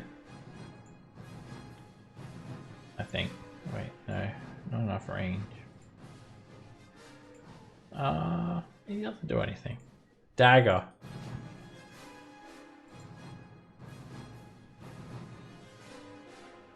Moving up this way, you see a hallway winding around to the unknown.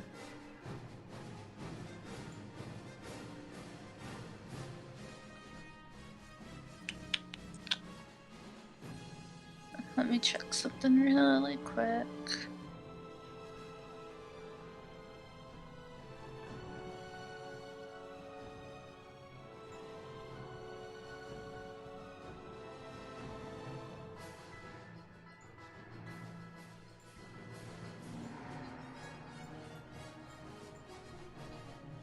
Okay, let's make just a range. I'm going to do short bow at the shambling mound. Okay. Oh, miss. The arrow hits the wall as your hands tremble.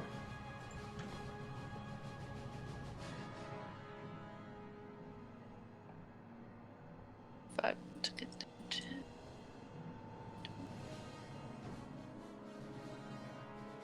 Bonus action, hide. Okay.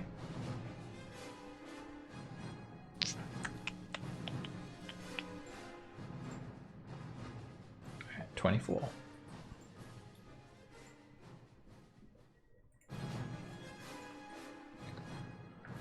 Roland is stable. No death saves. You already made your save for the mound.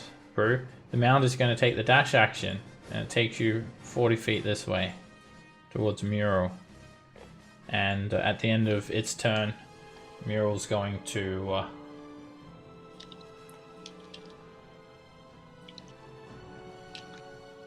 he's just going to do a Ray of Frost at Brew. Using a single legendary action. Brew, hit for 11 cold damage. Oh, yeah. 11 cold.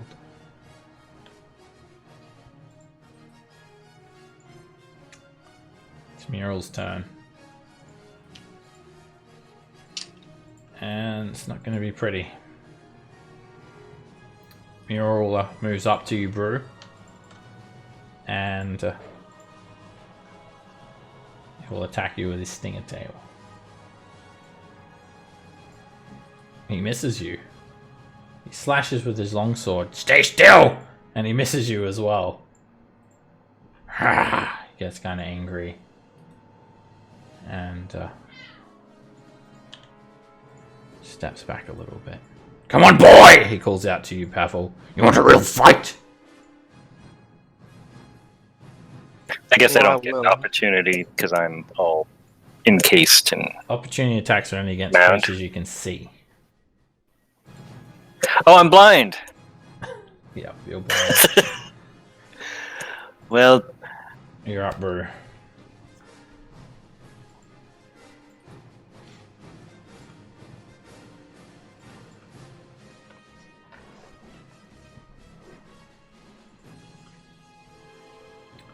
That is a miss.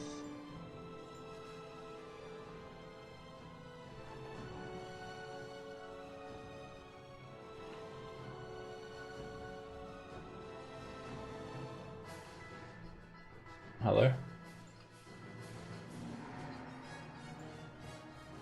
Hello?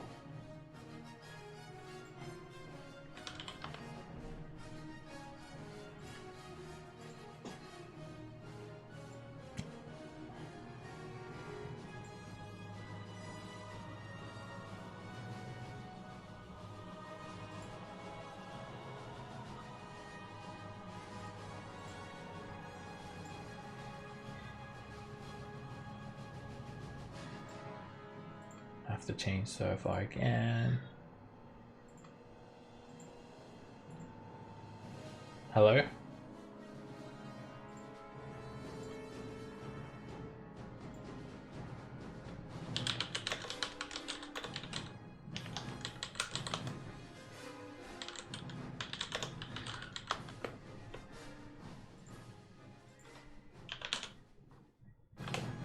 Hello? Hey. Oh, Hello? Okay, oh, we're back. Alright, Discord issues. Alright, so yeah, your first attack is a miss, Rue.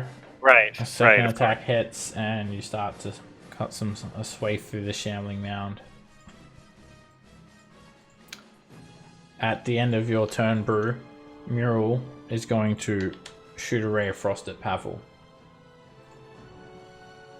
And Pavel, you hit for 16 points of cold damage.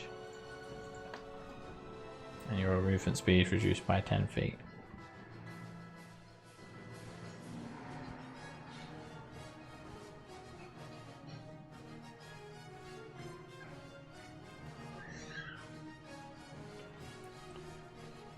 Mural will counterspell your Misty Step. son of a bitch. Oh well, I'm burning out of spells.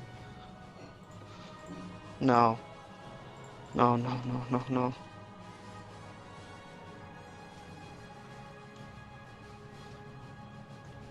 No, no, no.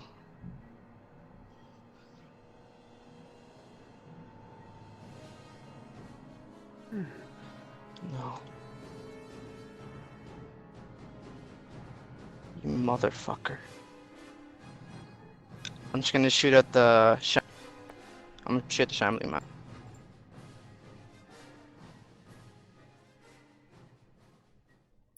Good thing I'm wasting all those goddamn fucking counter spells. That hits. And you start to work on the mound some more. Big piece of bone ripped away. That's another hit. More bonus expelled from it. And another hit. Just add 1 to it. Okay. Right, the bone mound is looking a little bit destroyed.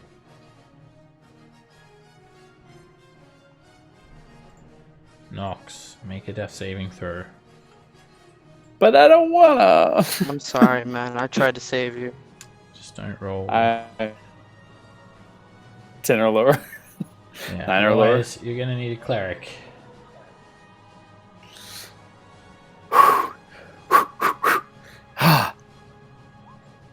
Oh! Ceased. And Nox is no more. Well, if they're able to get Roland's body out of here, we can bring you back. But they need to get your body too. Muriel smiles. Yes. Another one for my collection. I think that's no Roland. Dagger, you're up. Muriel will shoot a ray of frost at Pavel using another legendary action. I have cover. Aha. It misses you, Pavel. Dagger.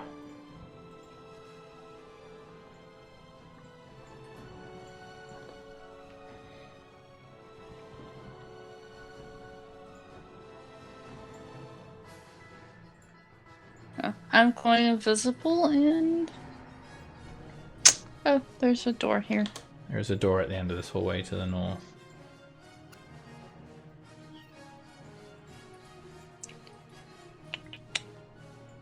Bonus action. Oh, well, yeah. Bonus action, hide. Okay. Oh, you're already... You're already hidden. Yeah, you're already Okay. hidden, so you don't need to hide Okay. again. Okay. That's it. Roland, you're stable. Muriel's going to shoot another ray of frost at Pavel. Third legendary action. And it misses you, Pavel.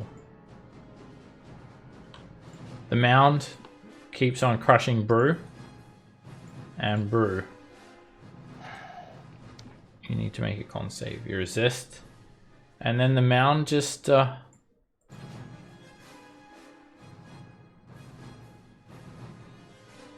It moves back. And it collapses onto the ground into an inanimate pile of bones. What?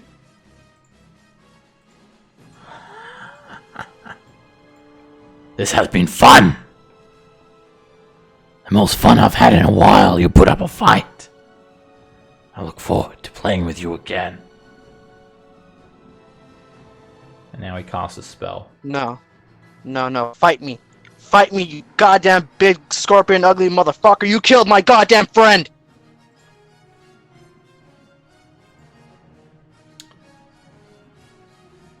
He won't cast a spell. He's going to take a bonus action to dash. He's going to scoop Nox up,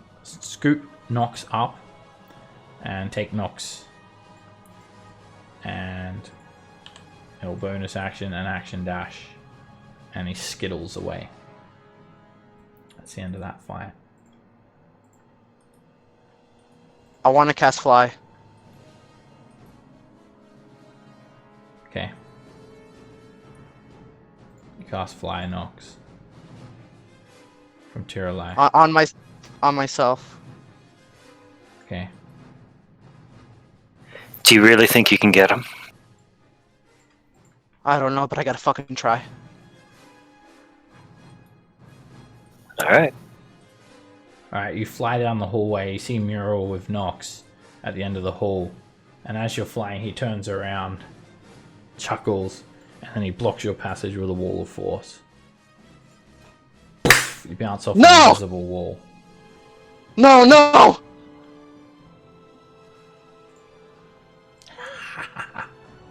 He taunts you, and he dangles Nox's corpse in front of you.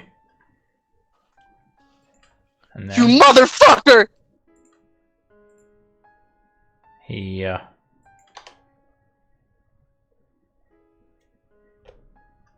leaves. He just runs away. The wall of force remains up.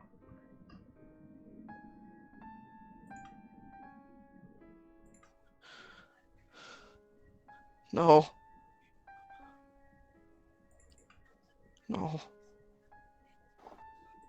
Brew will go up and grab a hold of Pavel, take him back to Dagger. Come on, buddy.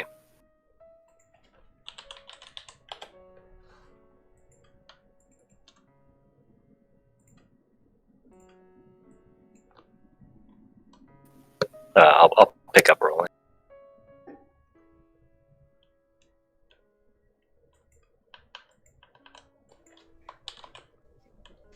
You've lost.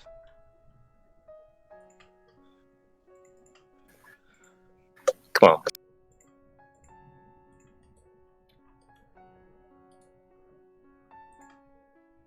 There's got to be another way over there, right? There's got to be another entrance to go over there. I just gotta find it. And we're gonna find it. We are gonna find it, but we're gonna need Roland back up on his feet. You see Roland, he's still breathing. No sign of Dagger. Dagger, what do you do?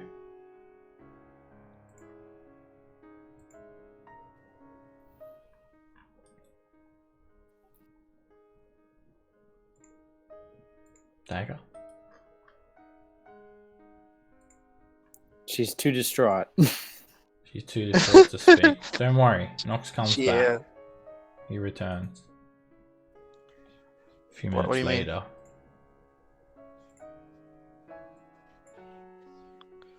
Nox? You're muted, Dag. Nox is standing at the end of the hallway. You can sort of just see him. He's standing there, looking at you guys. I can't see anything, so I don't know what's going on. No, Oh, Nox? I know what it is. Nox, When is you that? get a bit closer to that Nox, you realize his eyes have changed. They are two glowing blue pupils. Nox is not Nox anymore. The spell that Miro cast. I'll invite you guys to make an Arcana check. Pavel. Well, I'll invite you to make an Arcana check, Pavel. I want to use luck for that because I actually want to for sure make this moment really good. Fuck. You feel like when Muriel said another one for my collection, he wasn't talking about head count. He was talking about his undead army. Nox returns as a ghoul. Pretty undead. Yep. And that's where we're going to have to end today's session.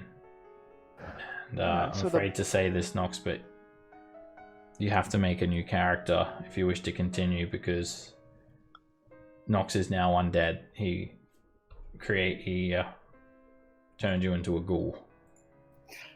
I figured. And you know so- what? After 4 games of playing with you, this is the first character you killed in all games that were fairly high mortality rate. I feel okay with this.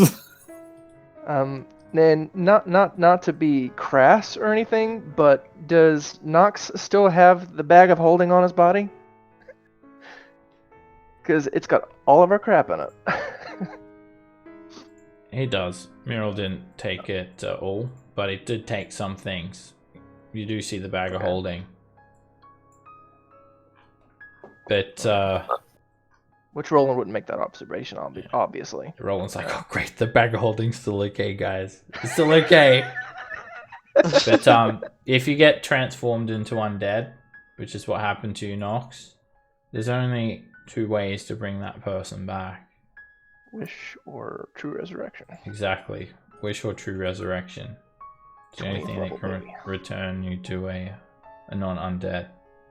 Or Which 17th we are not nearly high enough level for. 17th level, I guess. So, you can make a new character level 11. I'll give you a character sheet, and you'll have gold and magic items appropriate to your level.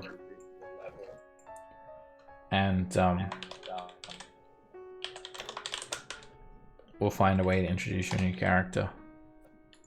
Sounds good. Thank you very much. Man, I'm so sorry. Hey, look, it's the first character death in our campaign, so I'm like, this is okay. It was just, it's sad. I love Nox.